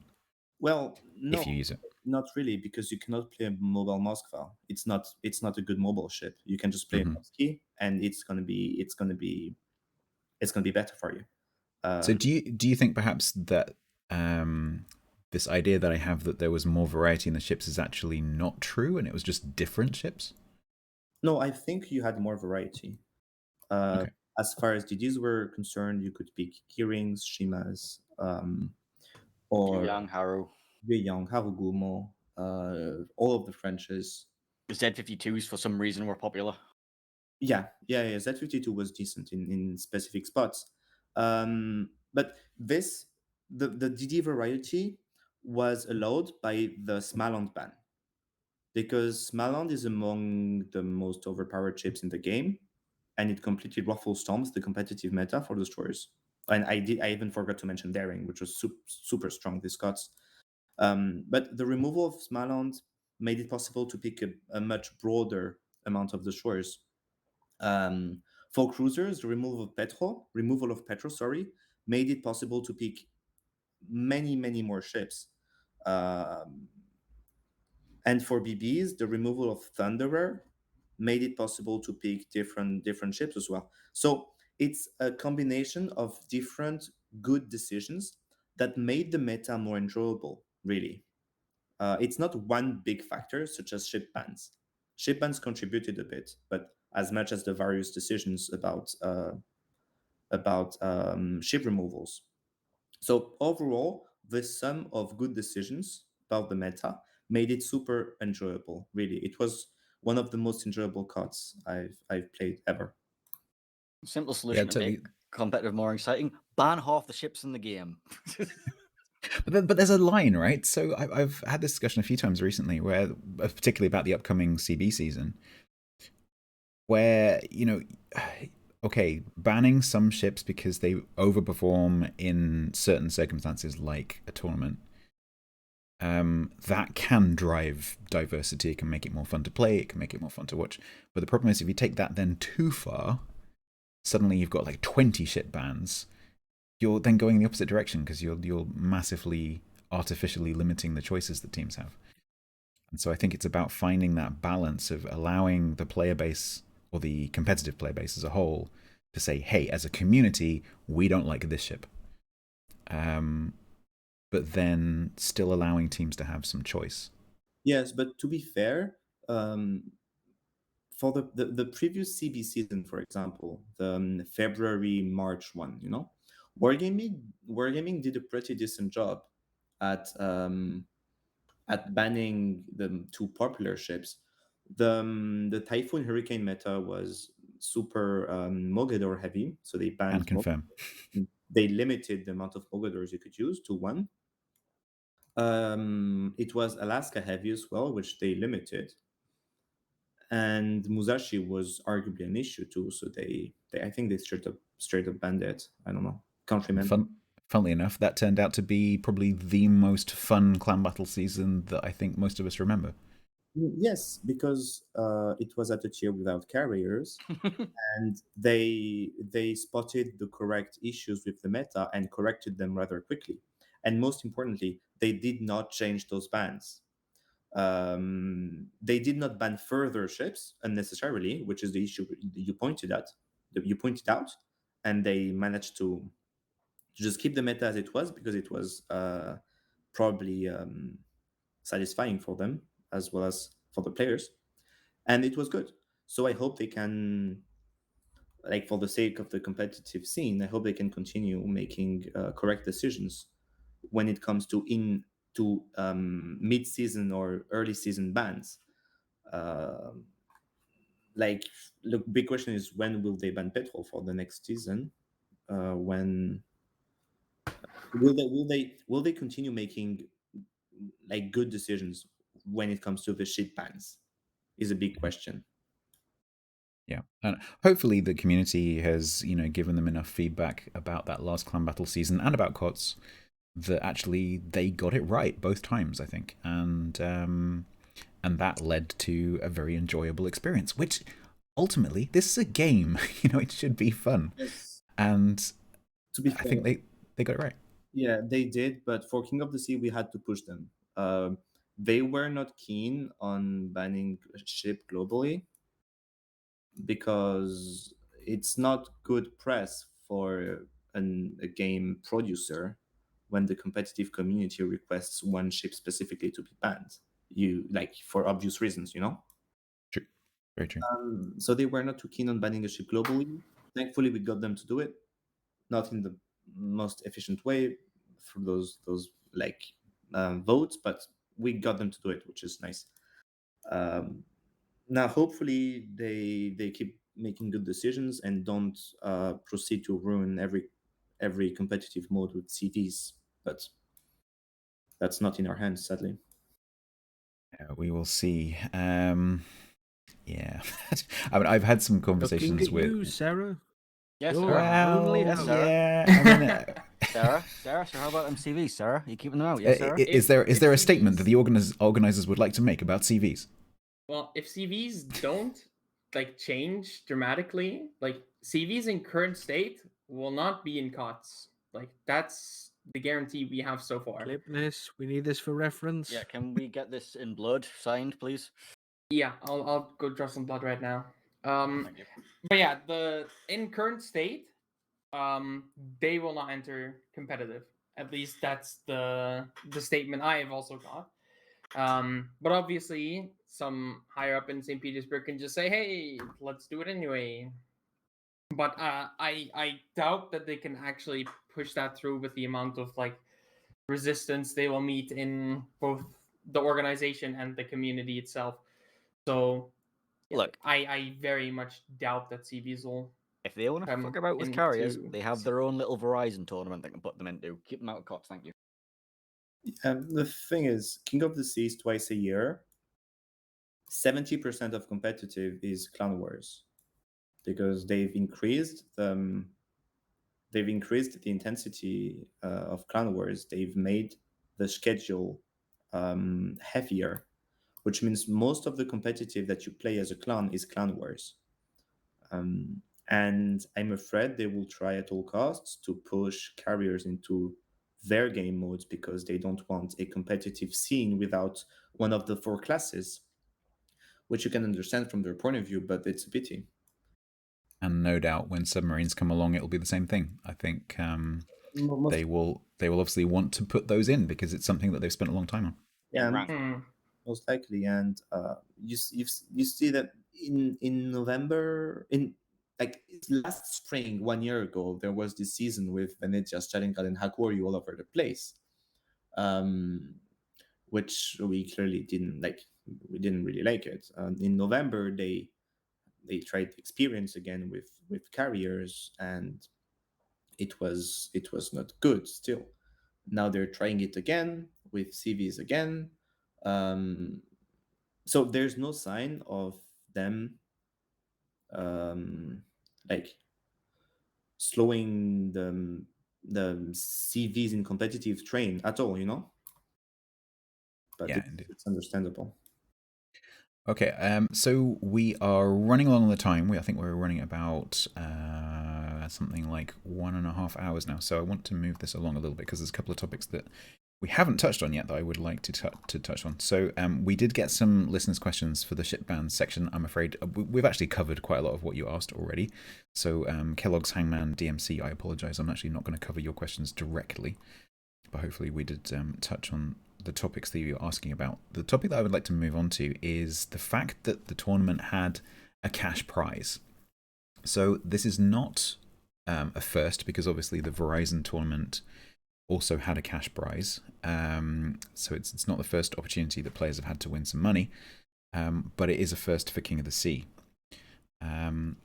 So we were wondering in the last episode that we did about King of the Sea, the effect that cash prizes might have on teams, individual players, in terms of the preparation that they do, how much time they put into it, but then also things like what happens if one particular player makes a mistake and it costs the other players in the team and themselves some money.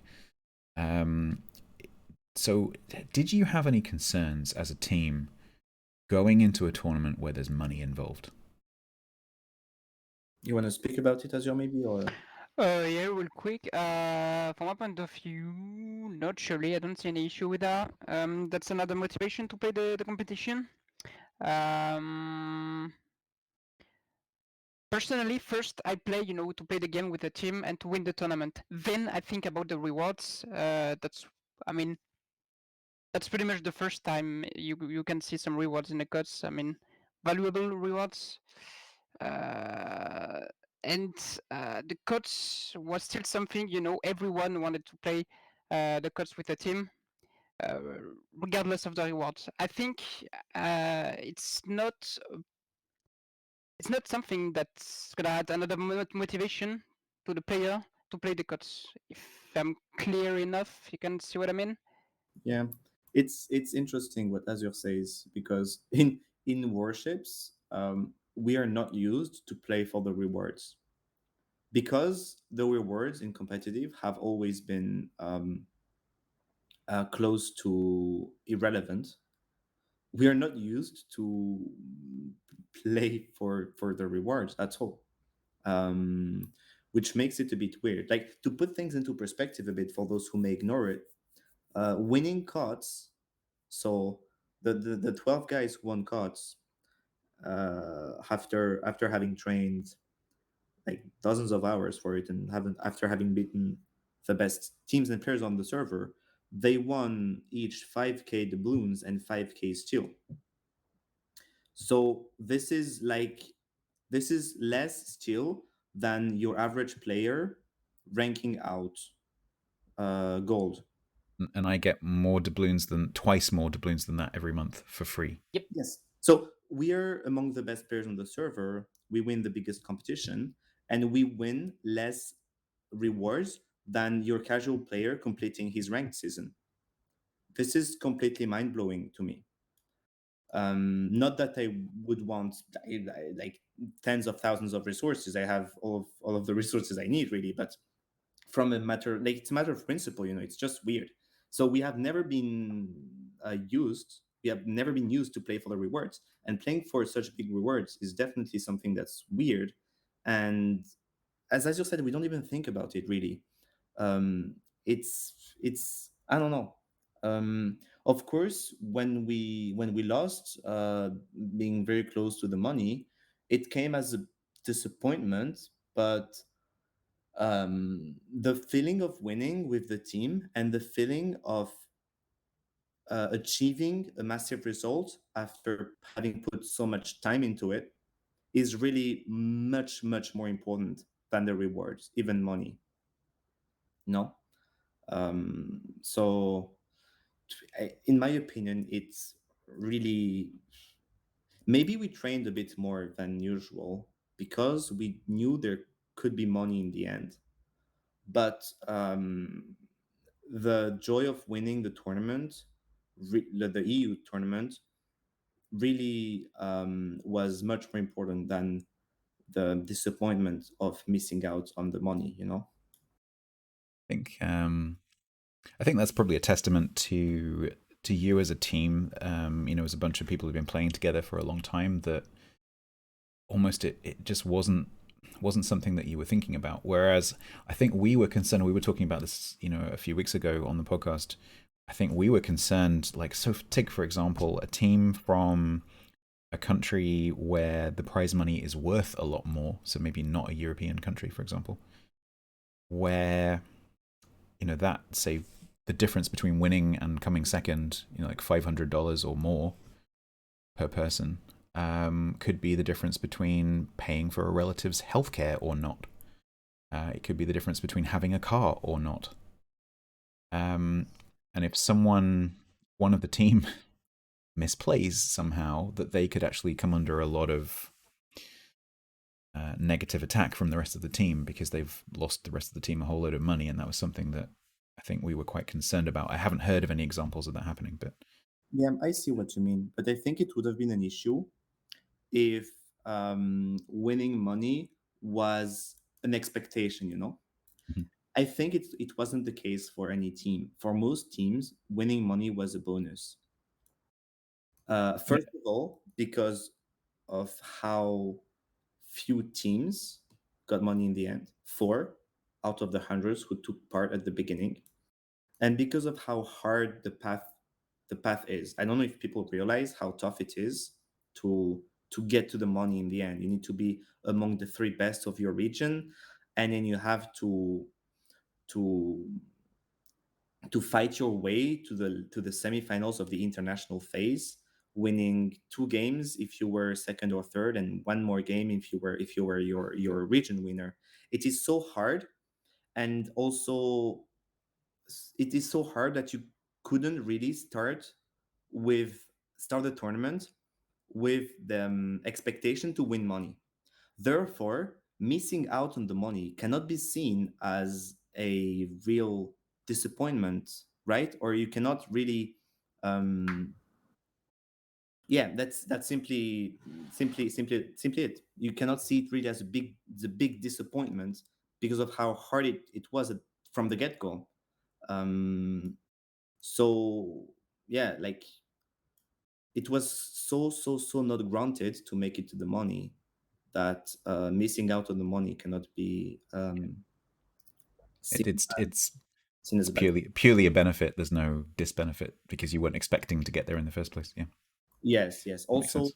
every single World of Warship player, competitive player, plays as a hobby, 100% as a hobby. Therefore, any kind of money comes as a bonus for everyone. Yes, it's no one's job, but I think, I think we were concerned that some people might. It's really hard to, especially coming from a country which has a generally very high standard of living. It's quite difficult to put yourselves in the shoes of someone who maybe is from a poor country, to whom that money would be a lot of money. RMT is a whole nother episode. Let's not get into that now. Well, we already did, and I think if you want to hear the three of us talk about that, you can go back a couple of episodes and you can listen to us discuss that. I was just interested to see if it had crept into Rain's thoughts, but obviously it hadn't, which is nice to hear. Sera, from an organization point of view, am I right in saying that there were no issues that came out of the fact that there was money? At least from the EU side, no. I mean, obviously you're getting into like kind of RMT there, but when you look at things like signups or something, you don't actually see any difference, because the teams that like are in it for the money, like they aren't really in it for the money, but that have a chance to win the money, they would sign up anyway. So that doesn't change. And the teams that generally don't really have a chance at the money, like, they're not going to sign up for the money. So in terms of sign up, you can't just grab 9 friends and go. You can't just grab 9 friends and go, hey, let's win some money, and then win. But we can't. Exactly. Damn it! I was join through them.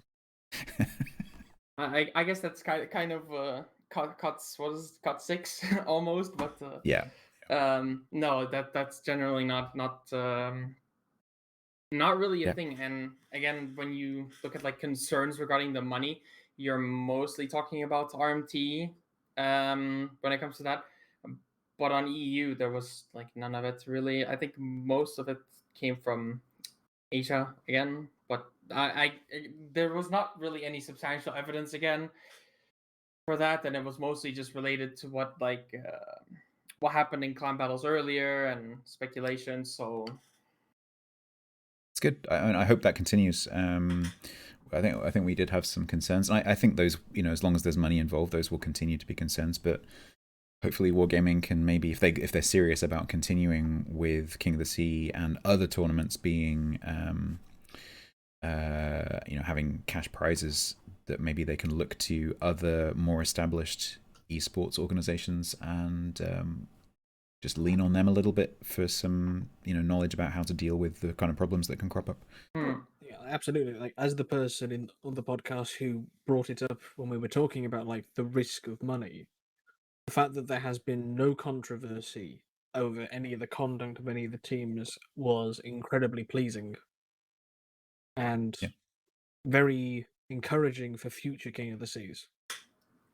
Because everyone had the concern of if we ever were to get maybe a repeat of the GKD debacle. right.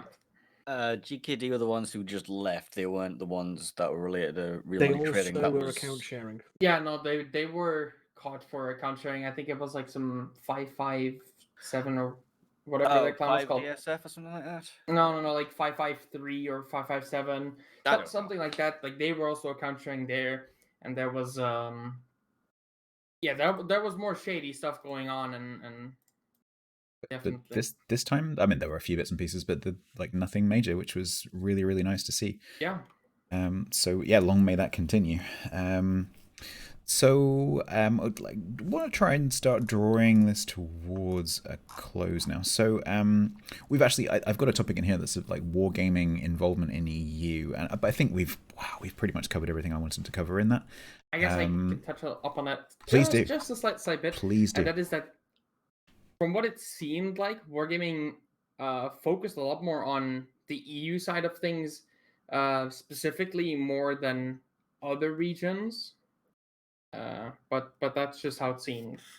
Is that because EU is the biggest region, and that maybe like Conway, Chrysanthos are coming from a competitive background in the game, both being like good players and former Omni members in some cases, interest. being more in tune with a competitive scene? I'm not exactly sure what it stems from. There's a variety of things that it can stem from. EU being the biggest region, you know, like the region bias that they might have themselves, or just generally the pre-established relationship with EU COTS and wargaming. There's a lot of things that play into that. Yeah, and I So- think simply, let me say something like for a second. Won't be too long. The real, let's say, real competitive started on EU. First King of the Sea was on EU. At the beginning, the best competitive teams were on EU, and EU from the beginning has always been the more stacked server, if that makes sense. The level of the top teams from each server has more or less always been pretty equal. Like except in few iterations of King of the Sea Internationals where one server clearly dominated, it's always been more or less equal. But what makes EU stand above the rest is the fact that there are more clans that are very capable and that train a lot compared to other servers, which is maybe why the competition on EU has always been more followed and a bit more intense, I guess. Yeah, indeed. Okay. I mean, the only other thing I would add about the whole wargaming involvement thing was obviously I was involved. I wasn't involved in organizing in any way in KOTS 12, but for KOTS 10 and 11, certainly I was. And the one thing that I thought I saw, which you said that earlier, maybe not quite so much the case, Sera, but it seemed to me that wargaming buying out the sort of org's stake from the four that stepped away just enabled Conway particularly to be able to say, okay, there's this discussion going on, we're going with option B. That's it, end of discussion, we're doing B, go.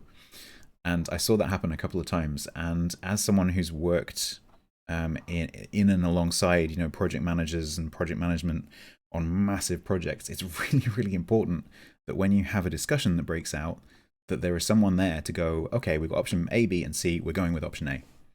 Because the worst thing you can do is none of them. And I actually thought that did, at least from my point of view, and the couple of occasions that I saw it, that did actually enable things to move on. But Sera said earlier that actually there were a couple of examples of where that was not the case. So maybe that was just my limited view of what was going on. But it did seem to be a positive that wargaming had maybe a bit more control on EU. I'll quickly comment on this without giving too many details here. Sure. There was an instance where this happened. Like, okay, we're going to go with this, which is fine if there's like a kind of like an equal split. But when it is not in the interest of the large majority of, let's say, organizers, regional organizers, then it becomes a problem rather than something that moves things along. And I guess this is where there's still going to be some difficulty, and I think it's a common misconception. I end up reminding people regularly, wargaming do not own KOTS. You know, they purchased, basically what they did was they paid for people to no longer be involved. They did not purchase the rights to the entire tournament. It's still a very complex organization. There's still a huge number of community members volunteering on, you know, in all four regions, really, to maybe not quite so much in CIS, but definitely in C and A and EU to run this tournament. And so it's always going to be a very complex beast, because any decision is obviously going to be a discussion between quite a few people, and wargaming being one of those parties, albeit now maybe a slightly more powerful party. But I don't know, my impression was just it made some things go a little bit more smoothly. But they do have their own iteration of a tournament, which is what we're currently calling Verizon. Of course, the sponsor itself could change, but we'll probably continue to refer to it as Verizon. But the first Verizon tournament was entirely theirs, and they could do literally whatever they like with it. And they didn't put carriers in it. They didn't put carriers in it. And Conway, mentioned at the end of the KOTS stream or during the KOTS stream, that there was going to be another one of those kind of tournaments during the summer. So it's going to be interesting to see what they do with that, where they do have complete control and they can do whatever they like. I think whatever happens with that tournament will give us quite a lot of insight into what Wargaming are thinking in terms of competitive. Okay. I mean, they do have more plans for expanding on other tournaments. Also, like kind of smaller things. I'll very, very briefly touch on that. Like the tournament that I used to organize with Facey, the BNL League, which will probably not continue as it currently is, because Facey is currently kind of like burnt out on the game and not really into it. Me being where I am also puts me in a tough spot, and then, well, I guess Gita kind of can pick it up, but it's going to be tough to keep it going as is. So maybe that'll move into something like more wargaming organized as well, is a possibility. But and also things like Team League being more, let's say, affiliated with wargaming. Hey, what? I'm not saying that Wargaming owns Team League, but there's more interest from Wargaming on Team League in the sense that they want to support it more. Oh, I suppose that like they can't just keep like recruiting the winner as a CC every season. It's the way to become a CC these days. It's just start streaming, win Team League, become CC. It's really simple. I don't know why nobody else has done it yet. Is that why I couldn't win? Because I'm already a CC? Yeah. Alright, Corbin, okay, why Only don't you Team Team League? non-CC's gonna win, obviously. It's rigged That's from the hilarious. start. It's hilarious. Sounds- Fancy the Incel tournament. Okay. So to wrap up here, I've got a few questions that didn't really fit into any of the other categories. So I'll ask some of these. Some of them are more serious than others. Popcorn asks, would you recommend taking detonation flags in King of the Sea? Question mark Dorota? If you didn't see the incident, you will have no idea why that's funny. If you're called Diego, then I would say yes. Or if you're just playing a Marceau. Yeah. Fortunately, that poor player, who obviously just forgot to mount the signal or forgot to check, fortunately that detonation didn't make any difference to the result of the game. No, that game had already been thrown several times before that. Yeah. Yes. But it could have done. Wait, is there a process that you guys go through when you're getting ready up for a game? When it's a tournament, is there something you go through? Like, okay, you need to check that you've got camo. You need to check that you've got this. Is that something you require? We're checking it multiple times. By the way, my Ren clan members don't know, but I played the first game with the Defay instead of the Hydro. They don't know. Oh, it. confessions! Yeah, Confessions! Oh, okay. confessions Oh time. wow. Exclusive confessions. Yeah, so usually, like when the match, like when you're sitting in your port waiting for the room to be open, you're like everyone knows because by that point the picks and bans will be announced, so you'll know what ship you're going to play. So obviously everyone's got the right consumables, everyone's got the right depth flags, and all the signals on. Yeah. Some teams will coordinate their camos. Yeah. Well, at the beginning of the day, I would repeat 3 or 4 times prior to the first game to check. Absolutely, same in here. Every time a match was about to start, if it's like someone goes, "I'm not sure," leave the training room, come back in. Yeah, not every single time a game starts, but at the beginning of each day or every time we start another best of 3 or best of 5. I repeat it 3 or 4 times because we want to make sure no tragedy happens, And I think anyone who's watching these tournaments, you very regularly, if you're watching these streams where people are streaming tournaments, you'll see comments like, "Come on, get on with it. Why haven't you started the next match yet? Like, get on with it." Like, one of the reasons is because the way the training room works, players have to constantly go in and out to check all these things, and it takes time to get 18 people in and ready. And so if you're watching a tournament and you can't see what's going on behind the scenes because the streamer has some overlay over the top, chances are they're just waiting for the players to get ready. And sometimes that's because the players have to fight against the game a little bit. Yeah. So yeah, expect a bit of a gap. And also, players need to have some rest, some time to cool down, and to discuss about the next game as well. No Do one you wants think- to try do you to think play sometimes- crossing your legs? No. And do you think sometimes teams delay deliberately? No, I'm not. No? No, I don't In think. what to what end, Stats? What do you mean by delayed? As a psychological tactic? There's no point really. No. No? There's no real point doing this. If like no, really, there's no real point. The only way I could see that working in a team's favor is them calling a restart just before that time grace ends to try and see what the opponents are doing on a Yeah. stream. If they can Yeah. delay the Oh, I see. the Because then you get restart 2 minutes long plus enough. 3 minutes. Yeah, yeah. But Interesting. that would come across as pretty obvious. It's pretty extreme. Yeah. No, I've just been convinced a couple of times when a team is, like say it's a best of 5 and they're 2-0, quite often the team that's winning will not ready up quickly, and I've wondered often whether that's a tactic to try and make the enemy team who's got to win the next 3 games in a row really nervous. Because the longer they wait, the more nervous they get. But it could also be the team that's 2-0 up going like, okay, we're 2-0 up. Everyone take a breath. Don't fuck up. Yeah, the no, sure, last game. absolutely. No, I totally agree.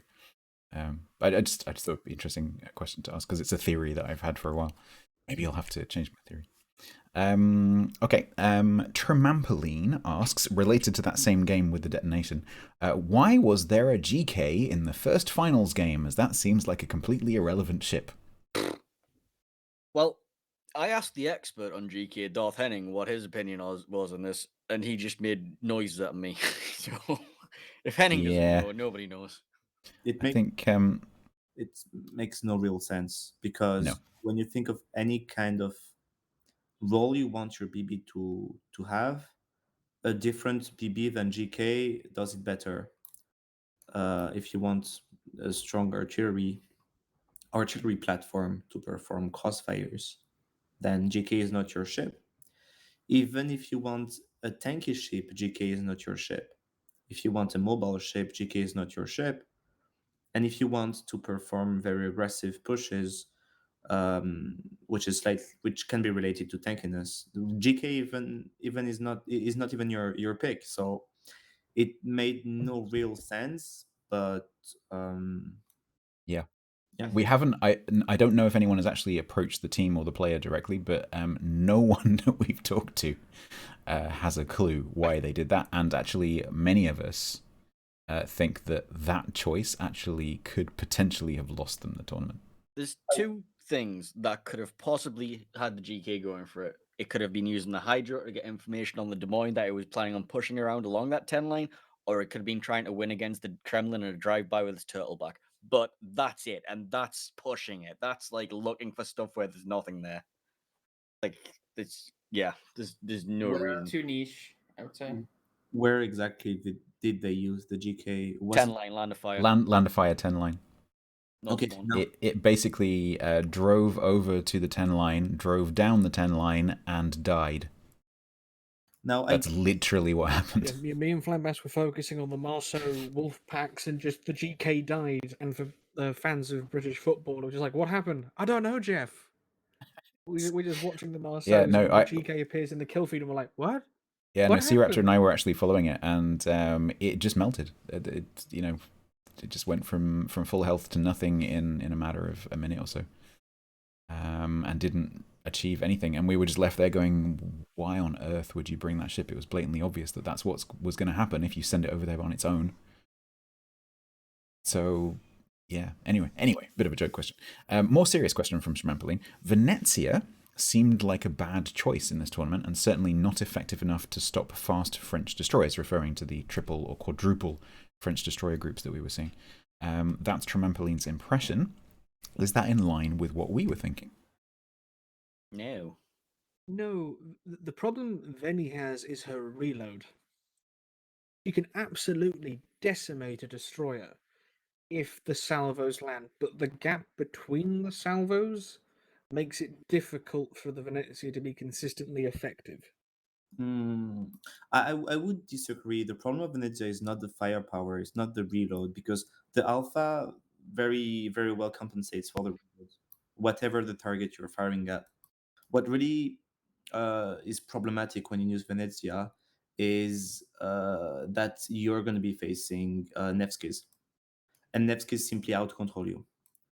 The biggest instance in which Venezia got completely ruffle-stomped was, I think it was 07 versus some other team in the international phase. No, not the international phase, but maybe in the NA finals.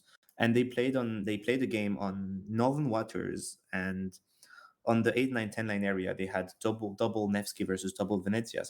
And the double Nevskys were getting constantly smoked up by their destroyers. And using their radars constantly, they were bullying the enemy DD away from the objective, which was a play the Venezias could do nothing about. Because of their lack of radar and their lack of control overall, they completely lost a 3v3, double Venezia DD against double Nevsky DD, because no radar on the Venezia. And this is the main issue with the Venezia. You get better firepower against destroyers and cruisers than your Nevsky, arguably. But although this could be argued about the cruisers, but you miss out on the control, on the radar aspect. You can't shoot them if you can't see them. Yeah, so this is the main issue of the Venezia. It's not really the reload, because you can use it as a damage output ship on one flank if you don't really want to play the cap on that side. Otherwise, you just get out controlled by a Nevsky and you lose the objective. So this is the main issue of Venezia.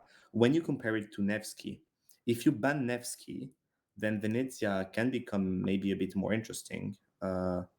Since you won't get bullied away by the Nevsky blobs.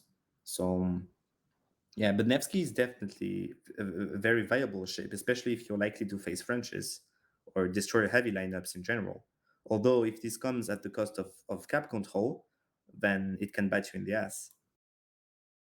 I find it really interesting, and I think bans does add flavor, because that means that if you want to try a build or a comp that has some Venezias in it, obviously you're going to have to ban those Nevskys. Yeah, it's really interesting, sort of rock, paper, scissors kind of thing. Yeah. Okay, one last question. This one, now we're going to have to be a little bit careful with this one, because I am CC, Painsel's a CC, Killabin's a ST, and I'm guessing the three of you are clan test currently? No. You're not anymore? Okay, well, we're going to have to be careful It's regardless. just me and Privateer. Okay. Rain left clan test a long time. Okay. Still, so some of us are under NDA, so we have to be a little bit careful. The question is from Flo, who happens to be in chat as well, live. Assuming that Dutch cruisers are out by the time King of the Sea 13 arrives, which will be September, are they going to categorically be banned like carriers, because of course they have the airstrike mechanic, or do we think that Wargaming might have something to say about the inclusion of hybrid ships, like, for example, we've got Issei and so on at the moment, which are cruisers or battleships which can launch fighter squadrons or like attack squadrons. So what do we think about this? This is like non-carrier launched air things. I believe that if we came down to hybrids, we would have to have a full-on discussion amongst the organizers and Is the Issa out community. yet?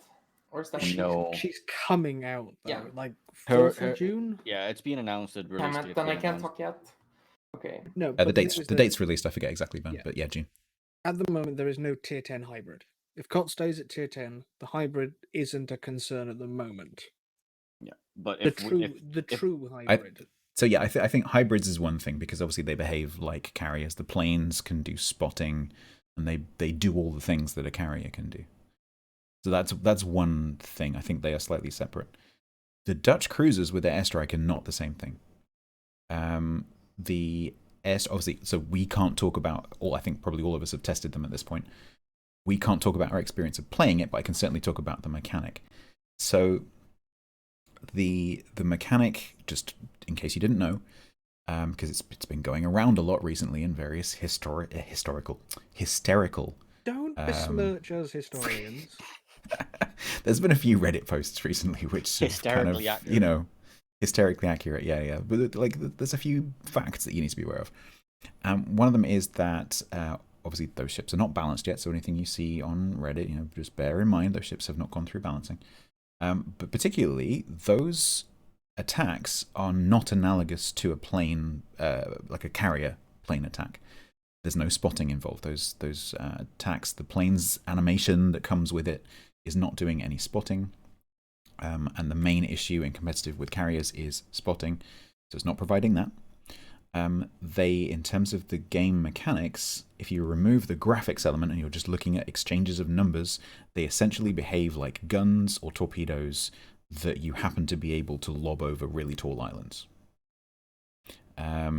So, personally, as long as they end up being balanced, I don't think that there will be a problem with the airstrike mechanic coming into King of the Sea. What does everyone else think? The global ban vote in place. I mean, once it comes out, we can make decisions from there. Because who knows, this might be a petro counter. I mean, they should be out and available for the next KOTS, assuming they follow the usual like release cycle of X patches. I think it's likely. I think, well, if they're a problem, then that can be addressed by the community's vote ban thingamajiggy system. So, and Sera, apologies for pronunciation, you can do it for me, but Liu, is that roughly right? Oh, wow. Howden Leo.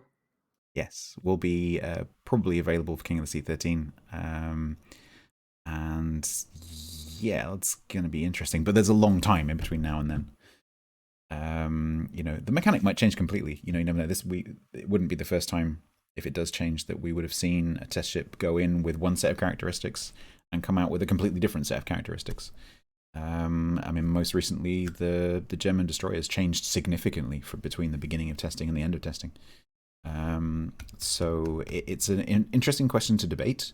But I think fundamentally, in my mind, comparing the Dutch cruiser airstrike to carriers is nonsensical. It's a completely different thing that is much, much closer to how guns are or how torpedoes are than how carrier planes are.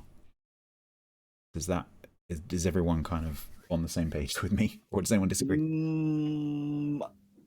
It's hard to like talk about this without like it is. It is. It is. Assuming they go through balancing, and obviously you have to look at not only the airstrike but the ship itself and how viable the ship itself is in competitive, because that's also going to play into if you're bringing the ship just for the airstrike, is that worth it? So there's a lot of things to consider.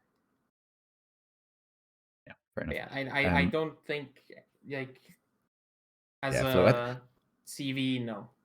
No, I think Flo, safe to say, like a lot can change between now and then. So it's definitely something that the orgs will have to consider in the approach to King of the Sea 13, based on whether it's out or not, and if it is released, what it looks like.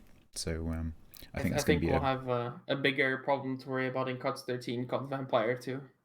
So yeah, yeah, quite potentially. I mean, the thing is that the more time goes on with the game, the more ships are available at tier 10, right? So there does come a point where one global ship ban is not going to cover all of the naughty ships.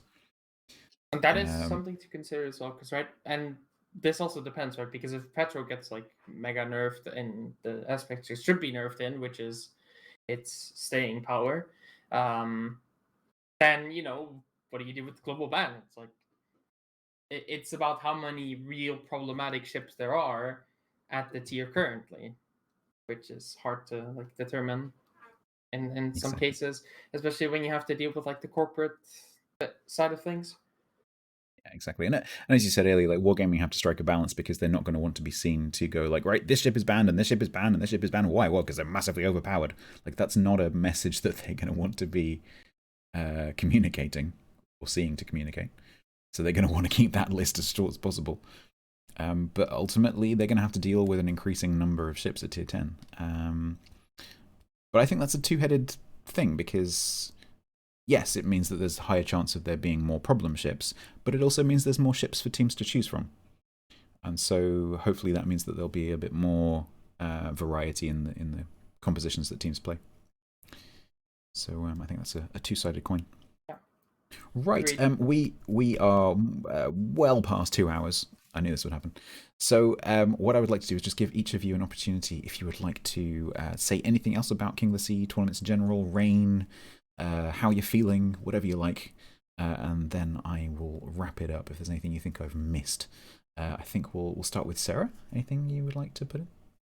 No, I mean, the only thing that I kind of want to say is that I like where wargaming is kind of looking with tournaments right now, as in like just the overall thing, not looking at specifics.